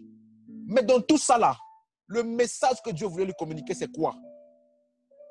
Ce n'est ni les quadrupèdes, ni les oiseaux, ni toutes ces choses-là. C'est ce qu'on appelle des superflus. C'est un superflu où le message général même, il est contenu dans une seule portion. Une seule portion. Qui est quoi? Ce que Dieu a déclaré comme pur, ne le regarde pas comme souillé. Mais comme l'apôtre Pierre avait l'Esprit de Dieu, il a eu la révélation de ce mystère-là. Il a eu la révélation de ce que cette vision voulait parler parce que Dieu voulait lui communiquer le fait que même les païens pouvaient recevoir le salut. Parce que eux, ils pensaient que le salut, c'était seulement pour les Juifs. Donc, ils n'évangélisaient que les Juifs. Alors, Dieu a suscité un Corneille pour aller voir Pierre, pour que Pierre lui prêche l'évangile et que Pierre puisse comprendre que les païens là, ils ne sont pas impurs. Eux aussi, ils peuvent recevoir l'évangile, ils peuvent recevoir le salut. Donc, regardez, dans tout, juste ce message-là, les païens peuvent recevoir le salut. Regardez, ça a été communiqué. Des quadrupèdes, des reptiles, des oiseaux, des nappes. Alors que le message général, communiqué dans ça, c'était juste quoi? Les païens ne sont pas impurs. Donc, si tu lis les paraboles de Jésus sans comprendre, tu vas voir un juge injuste, une veuve est venue, elle a frappé jusqu'à fatiguer. Et finalement, le juge a dit, casse la tête là, je te donne ton droit. Et tu vas penser que Dieu, il est comme ça. Tu vas penser que le juge injuste là, ça symbolise Dieu. Que Dieu, il est là, il a frappé. Il a frappé. Tu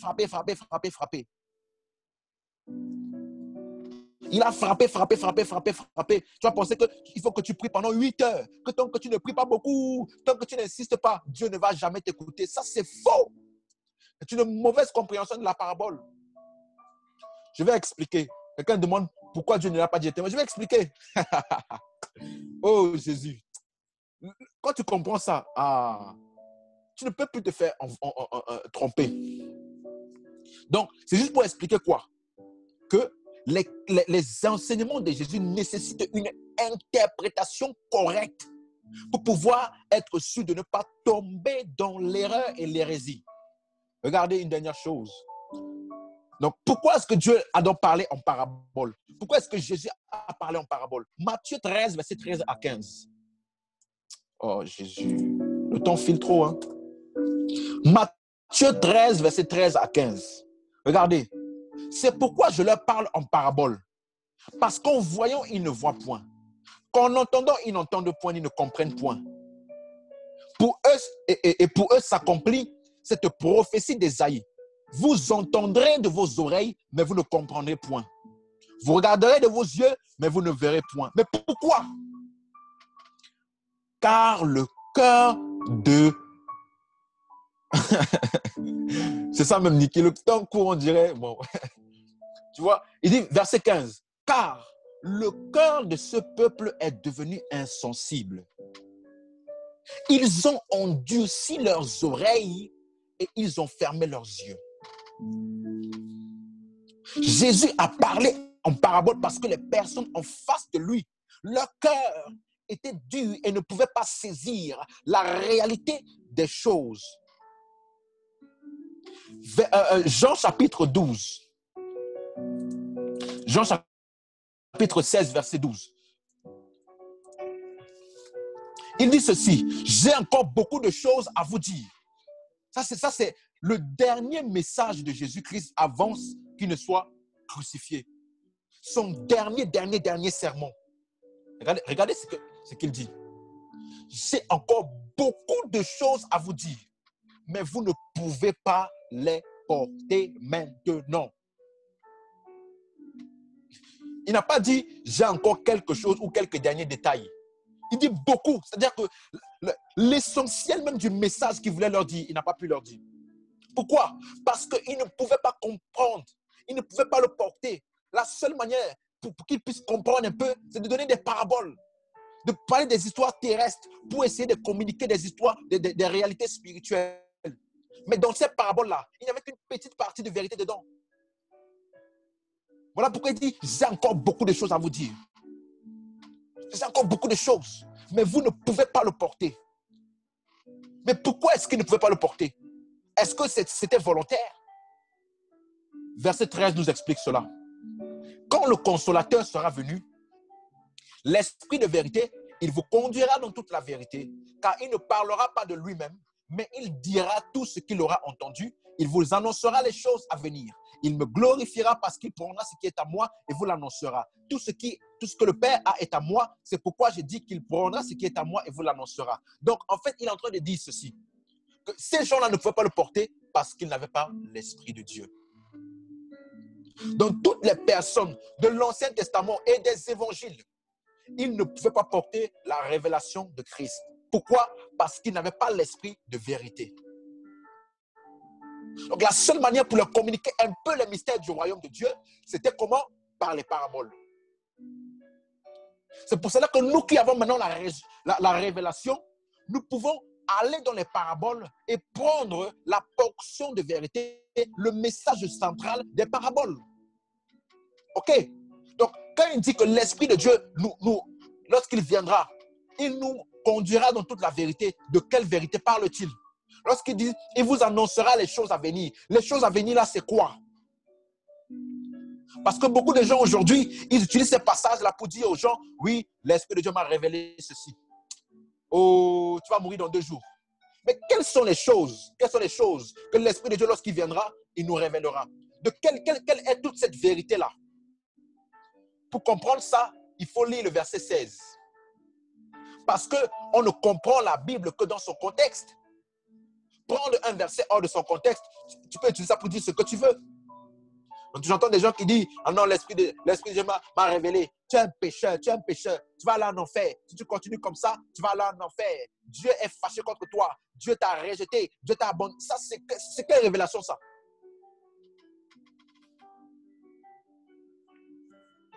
Donc, disent, ah, l'Esprit de Dieu m'a révélé. Il faut que tu me donnes 1000 euros. Tu fasses une semence de 1000 euros pour que ta vie change. Quelles sont les choses à venir? Quelle est toute la vérité que l'Esprit nous révèle? Regardez dans la suite. Jean chapitre 16, verset 16. C'est la suite, parce qu'on a lu Jean chapitre 16, verset 12 à 15. Maintenant, le verset 16 nous explique quelles sont les choses à venir. Les choses à venir, c'est quoi? Il dit, encore un peu de temps et vous ne me verrez plus. Et puis encore un peu de temps et vous me verrez. Parce que je vais au Père. Donc, les choses que l'Esprit de Dieu va nous révéler là, que Jésus-Christ ne pouvait pas révéler à ses disciples, que Jésus-Christ ne pouvait pas parce qu'il ne pouvait pas porter là, et que lorsque l'Esprit de Dieu viendra et qu'il nous révélera, ces choses-là parlent de quoi? Il dit c'est en rapport avec le fait que je m'en vais au Père. Et lorsqu'il dit je m'en vais au Père, de quoi parle-t-il? Jean chapitre 20, verset 17. Jean chapitre 20, verset 17. Excusez-moi, je suis obligé de courir un peu. Jean chapitre 20, verset 17. Il dit ceci. Lorsque Jésus-Christ a été ressuscité et que Marthe est partie dans le tombeau pour l'embaumer avec le baume qu'elle fait, comme chaque jour, quoi, depuis sa mort, pour maintenir son corps toujours frais. Lorsqu'elle arrivait dans le tombeau était vide. Et la Bible dit qu'elle a vu un homme qui était dehors. Elle a demandé, où est-ce que vous avez mis le corps de Jésus, mon maître?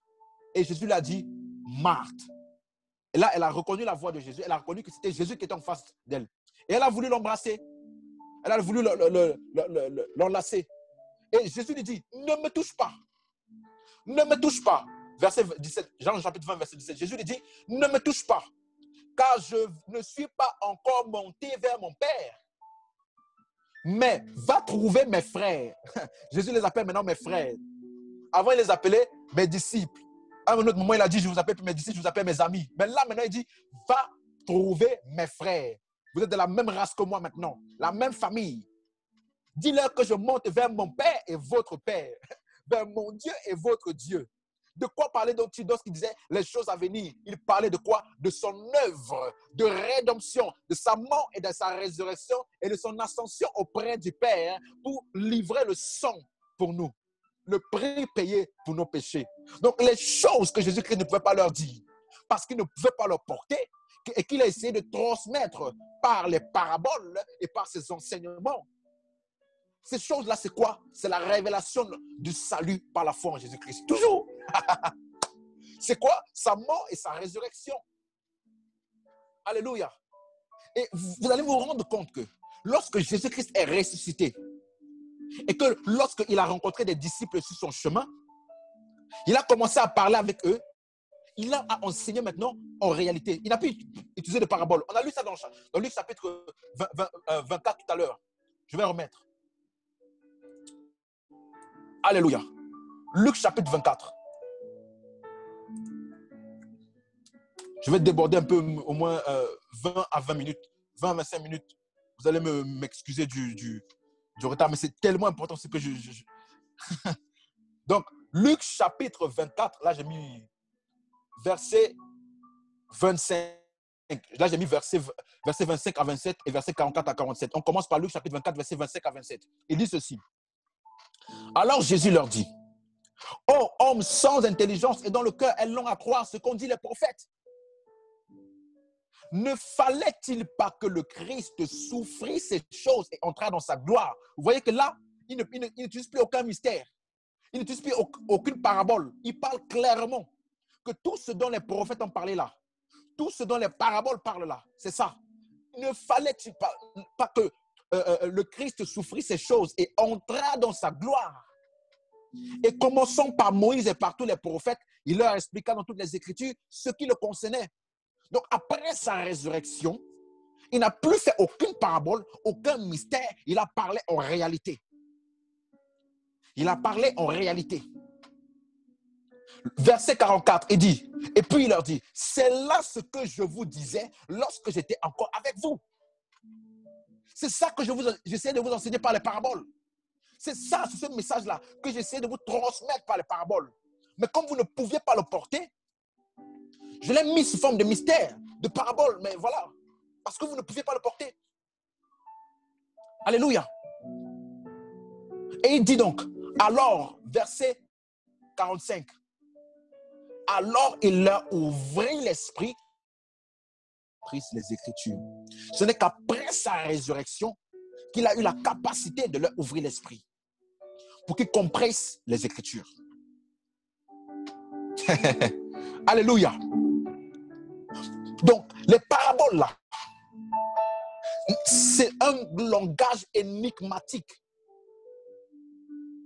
Dans Actes des Apôtres, chapitre 1, verset 1 à 4. Actes des Apôtres, chapitre 1, verset 1 à 4. Il dit ceci. Théophile, j'ai parlé dans mon premier livre de ce que Jésus a commencé à faire et d'enseigner dès le commencement jusqu'au jour où il fut enlevé au ciel, après avoir donné ses ordres par le Saint-Esprit aux apôtres qu'il a choisis, après qu'il eut souffert. Donc après sa mort et sa résurrection, il leur a paru vivant et en leur donnant plusieurs preuves, se montrant à eux pendant 40 jours et parlant des choses concernant le royaume de Dieu. Il a maintenant commencé à démystifier les mystères du royaume de Dieu à chacun d'entre eux pendant 40 jours. Donc après sa résurrection, Jésus a fait un séminaire de 40 jours d'enseignement sur les mystères du royaume de Dieu dont il ne pouvait pas le communiquer avant. OK? Et c'est donc basé sur ces enseignements-là. La semaine prochaine ou la semaine d'après, je vais vous montrer qu'est-ce que les apôtres ont prêché. Parce que s'ils ont compris ce que Jésus-Christ leur a enseigné, on va voir ça dans leur prédication. Aucun des apôtres n'a prêché les paraboles. Est-ce que vous avez déjà vu dans les épîtres ou alors dans l'Acte des apôtres, les apôtres prêchaient sur la parabole du semeur? Aucun des apôtres n'a prêché la parabole du semeur. Aucun des apôtres n'a prêché la parabole des 10 vierges. Aucun des apôtres. Parce qu'après sa résurrection, Jésus-Christ a fait un séminaire de 40 jours pour leur expliquer ce qu'il voulait vraiment leur dire depuis tout ce temps. Donc, les paraboles là, ou les 4 évangiles ne sont pas de la nouvelle alliance et contiennent des paraboles. Et les paraboles ont été données à ces personnes parce qu'ils ne pouvaient pas le contenir. Pourquoi? Parce que si Jésus-Christ leur donnait le mystère, la révélation du mystère des Écritures, ils n'allaient pas pouvoir le porter. Donc, la seule manière pour qu'il il essaie de leur expliquer les Écritures, c'est par des paraboles. OK? Et l'apôtre Paul, il dit ceci. Dans 1 Corinthiens chapitre 2, versets 9 à 10. Ça, c'est un passage que j'ai déjà tellement entendu ça dans l'église. On utilise ça sans étudier le contexte, sans savoir pourquoi est-ce qu'on dit ça. Il dit, mais comme il est écrit. Donc là, il parle des Écritures. Ce sont des choses que l'œil n'a point vues, que l'oreille n'a point entendues et qui ne sont point montées au cœur de l'homme.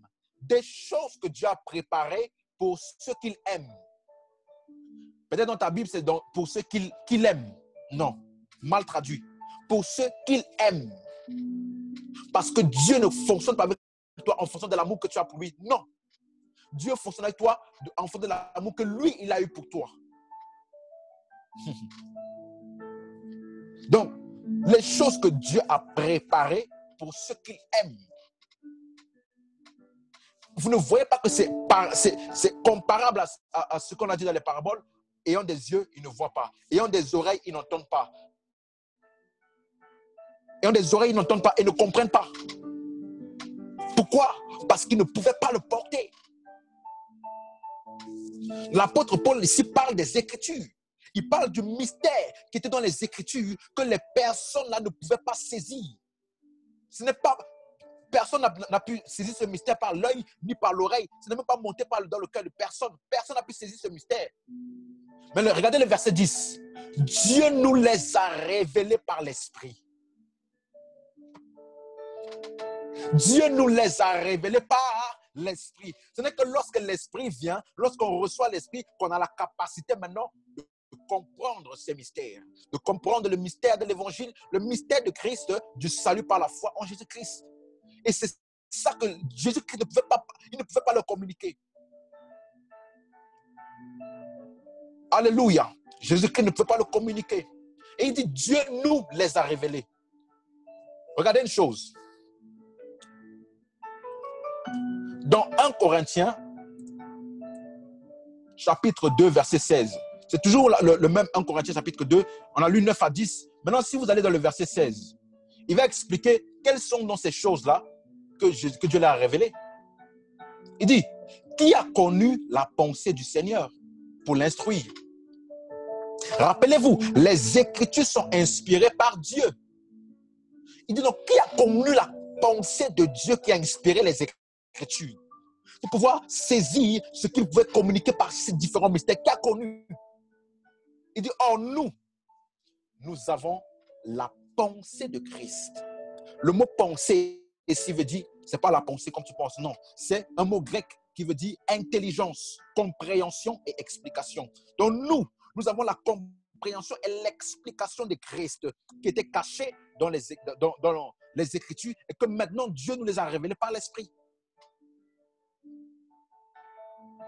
Mais regardez quelque chose. Je suis en train d'atterrir et de terminer. On a encore peut-être 10 minutes. C'est important de comprendre ça parce que ce que je vais dire maintenant, c'est ça qui va vous permettre de comprendre toutes les paraboles. Je résume. Les paraboles ont été données parce que les autres ne pouvaient pas le porter. Ils ne pouvaient pas le porter. Donc la seule manière pour que Jésus puisse le parler, c'est par les paraboles. C'est par les paraboles. Alléluia.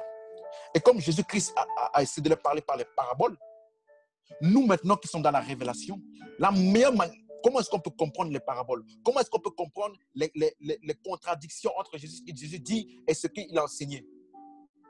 Et ce qu'il fait? Regardez. Il dit, Dieu nous les a révélés, verset 10. Dieu nous les a révélés. Il n'a pas dit Dieu nous les révélera. C'est déjà fait. Dieu a déjà révélé. Dieu a déjà donné la révélation. Donc le nous là, ce n'est pas nous, les chrétiens. Il parlait de quelqu'un en particulier. Parce qu'il n'a pas dit Dieu nous les révélera ou Dieu nous les révèle. C'est passé. Dieu nous les a déjà révélés. Le nous là fait référence à qui? Regardons Éphésiens chapitre 3, versets 3 à 5. Éphésiens chapitre 3, versets 3 à 5. Il dit ceci. Éphésiens chapitre 3, verset 3 à 5, il dit ceci.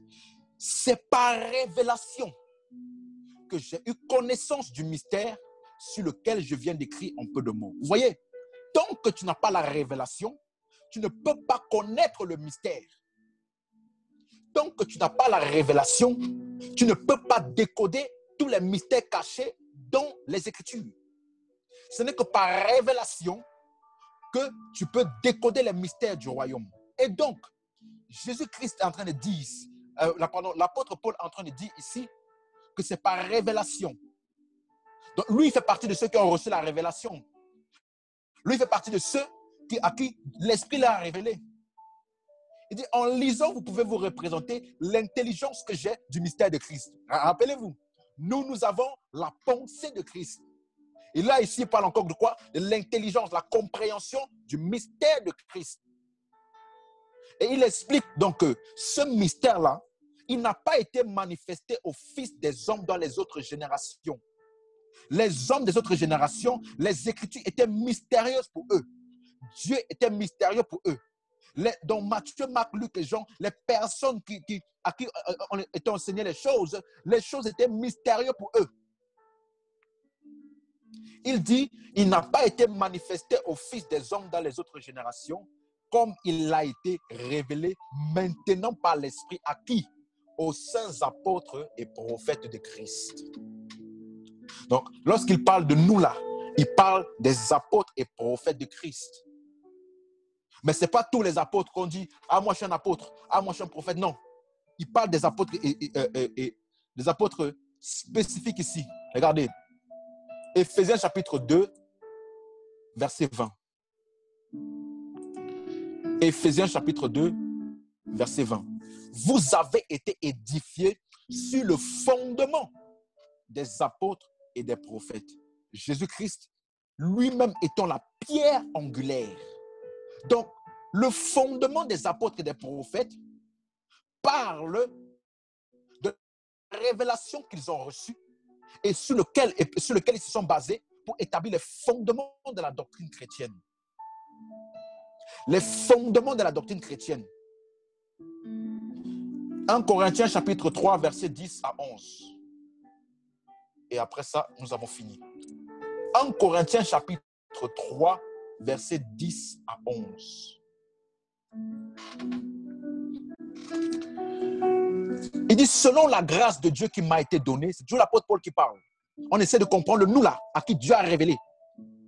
Parce que si Dieu l'a déjà révélé, nous avons juste à aller voir les personnes qui ont déjà reçu la révélation afin que nous puissions comprendre non, toute la révélation, compris dans les paraboles et dans les enseignements de Jésus. Il dit ceci, selon la grâce qui m'a été donnée, j'ai posé le fondement comme un sage architecte.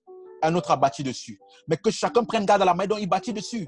Car personne ne peut poser un autre fondement que celui qui a été posé, savoir Jésus-Christ. Donc, il parle des apôtres. Le nous là, c'est un nous spécifique. C'est un nous spécifique qui parle de qui? Des apôtres et prophètes qui ont posé le fondement de la doctrine chrétienne. Et ce fondement-là, ils l'ont posé basé sur quoi? Basé sur la révélation qu'ils ont reçue de l'Esprit. Et ils ont documenté donc ce fondement-là où? Dans leurs lettres et épîtres. Qu'est-ce que je suis en train d'essayer de dire? Que les épîtres de Paul, de Jean, de Pierre et autres constituent la révélation de ce que Jésus-Christ voulait dire, mais qu'il n'a pas pu le dire sous forme, il n'a pu le dire que sous forme de parabole. Et donc, il y a beaucoup de choses qu'il n'a pas pu leur dire parce qu'il ne pouvait pas le porter. Et les choses qu'il voulait dire là, on a vu, ça s'appelle les choses à venir. Ces choses à venir là, c'est les mystères concernant sa mort et sa résurrection. Et c'est cela que Jésus-Christ a essayé de communiquer par les paraboles. Mais il ne pouvait pas le porter. Alors les apôtres et prophètes de Christ ont reçu par l'Esprit la révélation. Et cette révélation, ils l'ont documentée dans les épîtres. Et lorsque tu lis donc les épîtres, après avoir compris la révélation contenue dans les épîtres, tu peux retourner maintenant dans le livre de Matthieu, Marc, Luc et Jean pour savoir qu'est-ce qui dans les paraboles-là parle vraiment du mystère. Et quelles sont les choses superflues? Comme dans la vision. Il y a des choses superflues. Il y a quelque part un message. Mais les autres trucs là, c'est des choses superflues. Parce que c'est un langage énigmatique. C'est un langage des visions, c'est un langage métaphorique. Pour comprendre, il a besoin d'interprétation. Et l'interprétation correcte se trouve dans les épîtres. Donc, qu'est-ce que je suis en train de dire? La semaine passée, on a vu que les écritures de Genèse à Malachie constituent le mystère du royaume, constituent Jésus-Christ voilé. Et maintenant, aujourd'hui, je vous dis que Matthieu, Marc, Luc et Jean ne font pas partie du Nouveau Testament. Et donc, contient également un langage énigmatique qui nécessite une interprétation. Donc, on regarde d'abord les épîtres pour pouvoir comprendre de Genèse à Malachie. On regarde aussi les épîtres pour pouvoir comprendre les paraboles de Jésus. C'est important parce que ce n'est que lorsque vous avez vu les épîtres que vous allez voir que ce que Jésus-Christ a fait comme œuvre est en accord avec les épîtres et que ce qu'il a enseigné, il y en a beaucoup là qui étaient des superflus et au milieu de ce superflu-là, il y a une part de vérité à l'intérieur.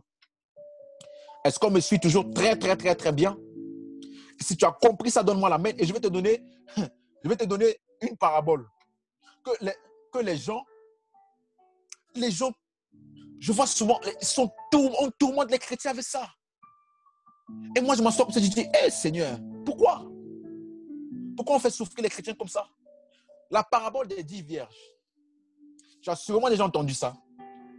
10 vierges folles, 5 vierges folles et 5 vierges sages.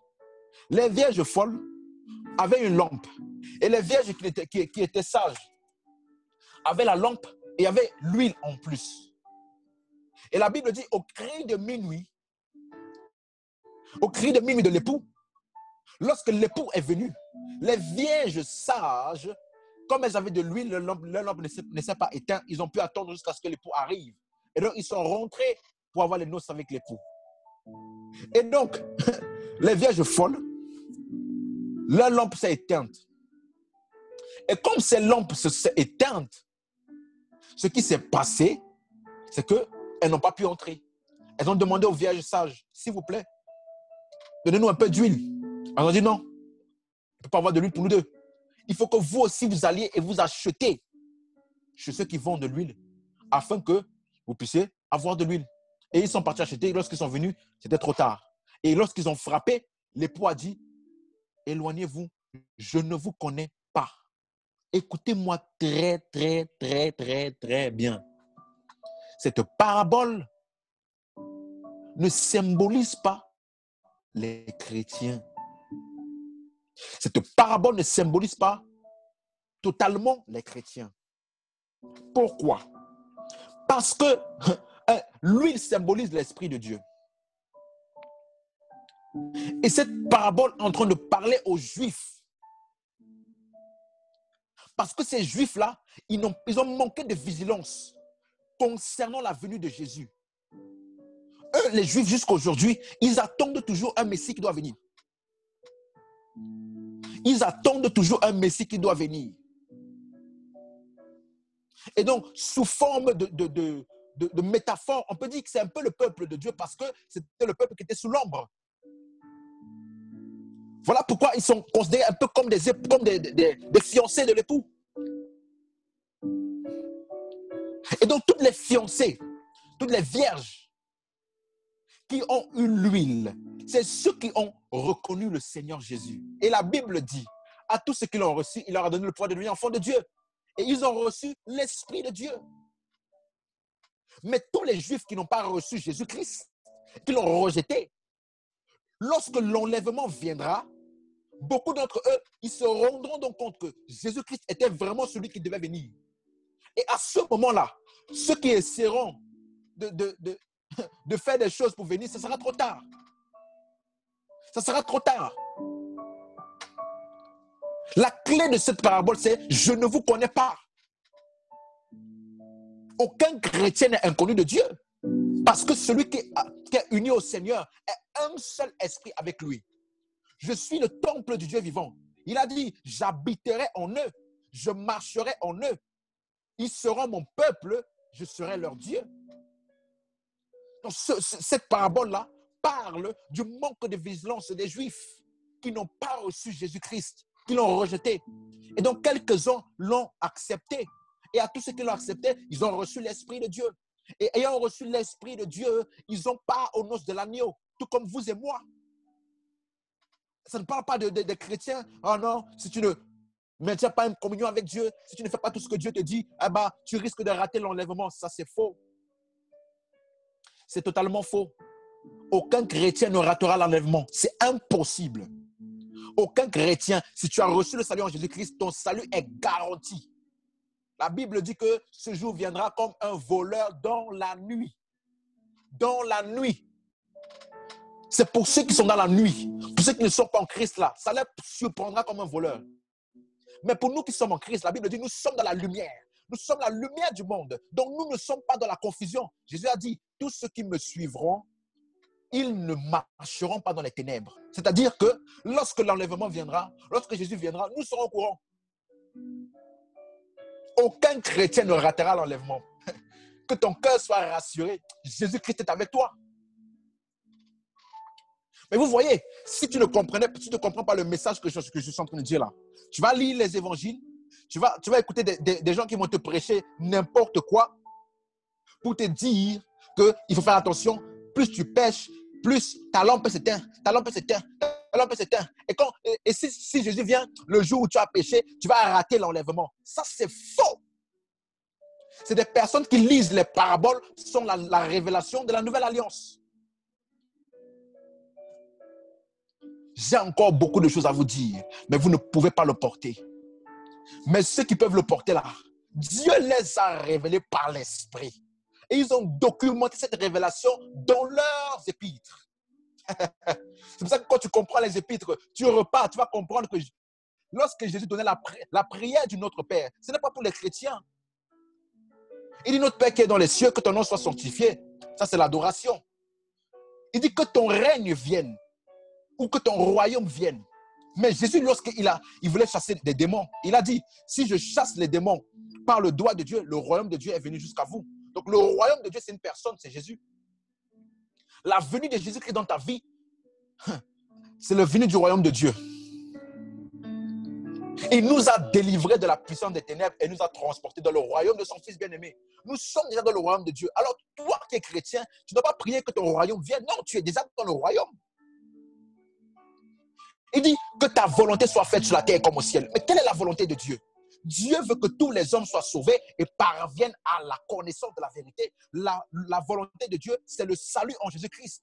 Et cette volonté a été accomplie par l'œuvre de la croix. Donc c'est maintenant à toute personne qui le veut de recevoir ce salut. Mais Dieu a déjà accompli sa volonté en Jésus-Christ par son sacrifice. Alléluia. Pardonne-nous nos offenses comme nous pardonnons aussi. Non. Il nous a déjà pardonné en Christ. Éphésiens 4:32. Aimez-vous et pardonnez-vous les uns les autres comme Christ nous a pardonné. Dans les évangiles, vous allez voir, pardonne-nous comme nous pardonnons. Dans les épîtres, vous allez voir qu'il est écrit que pardonnez-vous comme Christ vous a déjà pardonné. Comme Dieu vous a déjà pardonné en Christ. Vous avez déjà reçu la rémission des péchés. Est-ce que vous saisissez? Donc, lorsque tu vas lire ces épîtres, tu vas revenir dans les paraboles. Tu vas te rendre compte, ah non, ça là, c'était pour les Juifs. Ah non, ça là, c'était pour les Juifs. Mais le message général, c'est quoi? Il y a le pardon en Dieu. Dans la parabole du juge, de celui qui n'a pas pu pardonner parce qu'on l'a jeté en prison ensuite. Dans cette parabole-là, le seul message qu'il faut retenir, c'est que c'est bien de pardonner. C'est tout. C'est pas, ah, si tu ne pardonnes pas, Dieu, il ne va pas te pardonner. Non. Dieu nous a déjà pardonné. Et donc, comme Dieu nous a pardonné et que nous réalisons à quel point il nous a pardonné, alors nous pardonnons. Sans contrainte, sans menace. Ah, si tu ne pardonnes pas, Dieu ne va pas te pardonner. Non, c'est trop tard. Dis à quelqu'un, c'est trop tard. Dieu t'a déjà tout pardonné. Passé, présent, futur. C'est trop tard. Tu es déjà pardonné. Délivre-nous du malin. Hey, nous sommes déjà délivrés du malin. Colossiens chapitre 1, verset 13. Béni soit Dieu qui nous a délivrés de la puissance des ténèbres et nous a fait rentrer, transporter dans le royaume de son Fils. Nous sommes déjà délivrés du malin. Dieu l'a fait par la croix. Donc, cette prière-là, c'était des prières pour les Juifs qui étaient avant la croix, sous la loi. Mais lorsque la nouvelle alliance est venue, c'est un nouveau type de prière. Regardez quelque chose. Dans Matthieu, il leur a dit, ouais, priez comme ça. Mais lorsque Jésus lui-même, il a prié, dans Jean chapitre 17, il dit, Père, je te bénis de ce que toi et moi, nous sommes un. Je te bénis de ce que eux aussi, ils vont devenir un comme nous sommes un. Tout ce qui est à moi est à toi. Regardez la prière de Jésus. Tout ce qui est à moi est à toi. Tout ce qui est à toi est à moi. Merci de ce que tu m'as donné ta gloire. Ça, c'est la prière du Nouveau Testament. La prière de notre identification avec Christ. Merci de ce que tu m'as délivré. Merci de ce que je suis une nouvelle création. Merci de ce que j'ai la vie éternelle. Voilà la prière de la nouvelle création. C'est pas les pardonne-moi comme j'ai pardonné. S'il te plaît, aie pitié, aie compassion de moi, pauvre pécheur. Non, non, non, non, non, non. C'est dans la nouvelle alliance. C'est dans les épîtres qu'on a la révélation parfaite du mystère. Et ensuite, basé sur cela, on peut analyser les paraboles, on peut analyser les Écritures. Donc, si tu es chrétien aujourd'hui, tu veux apprendre à lire la Bible, tu veux comprendre mieux les Écritures afin d'avoir une meilleure relation avec Dieu, pour mieux le connaître. Mon conseil pour toute personne, c'est toujours ça. Commence par les Épîtres, commence par Romains. Je vais expliquer la semaine prochaine que même Actes là, ce n'est pas un livre de doctrine, c'est une narration. Bon, la semaine prochaine. OK? Commence par Romains. Tu lis jusqu'à Apocalypse. Ensuite, basé sur ce que tu as compris là, tu pourras maintenant lire et comprendre Actes des Apôtres. Tu pourras lire et comprendre Matthieu, Marc, Luc et Jean. Tu pourras lire et comprendre de Genèse à Malachie. Voilà l'ordre exact dans lequel il faut lire la Bible pour être sûr de ne pas se tromper. Amen. J'ai fini pour ce soir. Soyez abondamment bénis. Que tout ce qui est dans votre vie n'est pas le fruit, n'est pas en accord avec l'œuvre de la croix. Que ce soit maladie, blocage, chômage, problèmes financiers, dettes, quels que soient les problèmes que tu as actuellement, par le sacrifice de Jésus et en son nom, j'ordonne que tous ces blocages-là se ôtent de ton chemin. Je déclare la bénédiction sur ta vie. Je déclare l'accélération pour tes projets. Je déclare la bénédiction en abondance. Je déclare la vie au nom de Jésus-Christ. Que toute maladie soit guérie maintenant. Que toute partie de ton corps qui ne fonctionnait pas bien, toute infection, tout virus, quelconque qu'il soit, au nom de Jésus-Christ, j'ordonne la vie au nom puissant de Jésus-Christ. Sois abondamment béni au nom puissant de Jésus.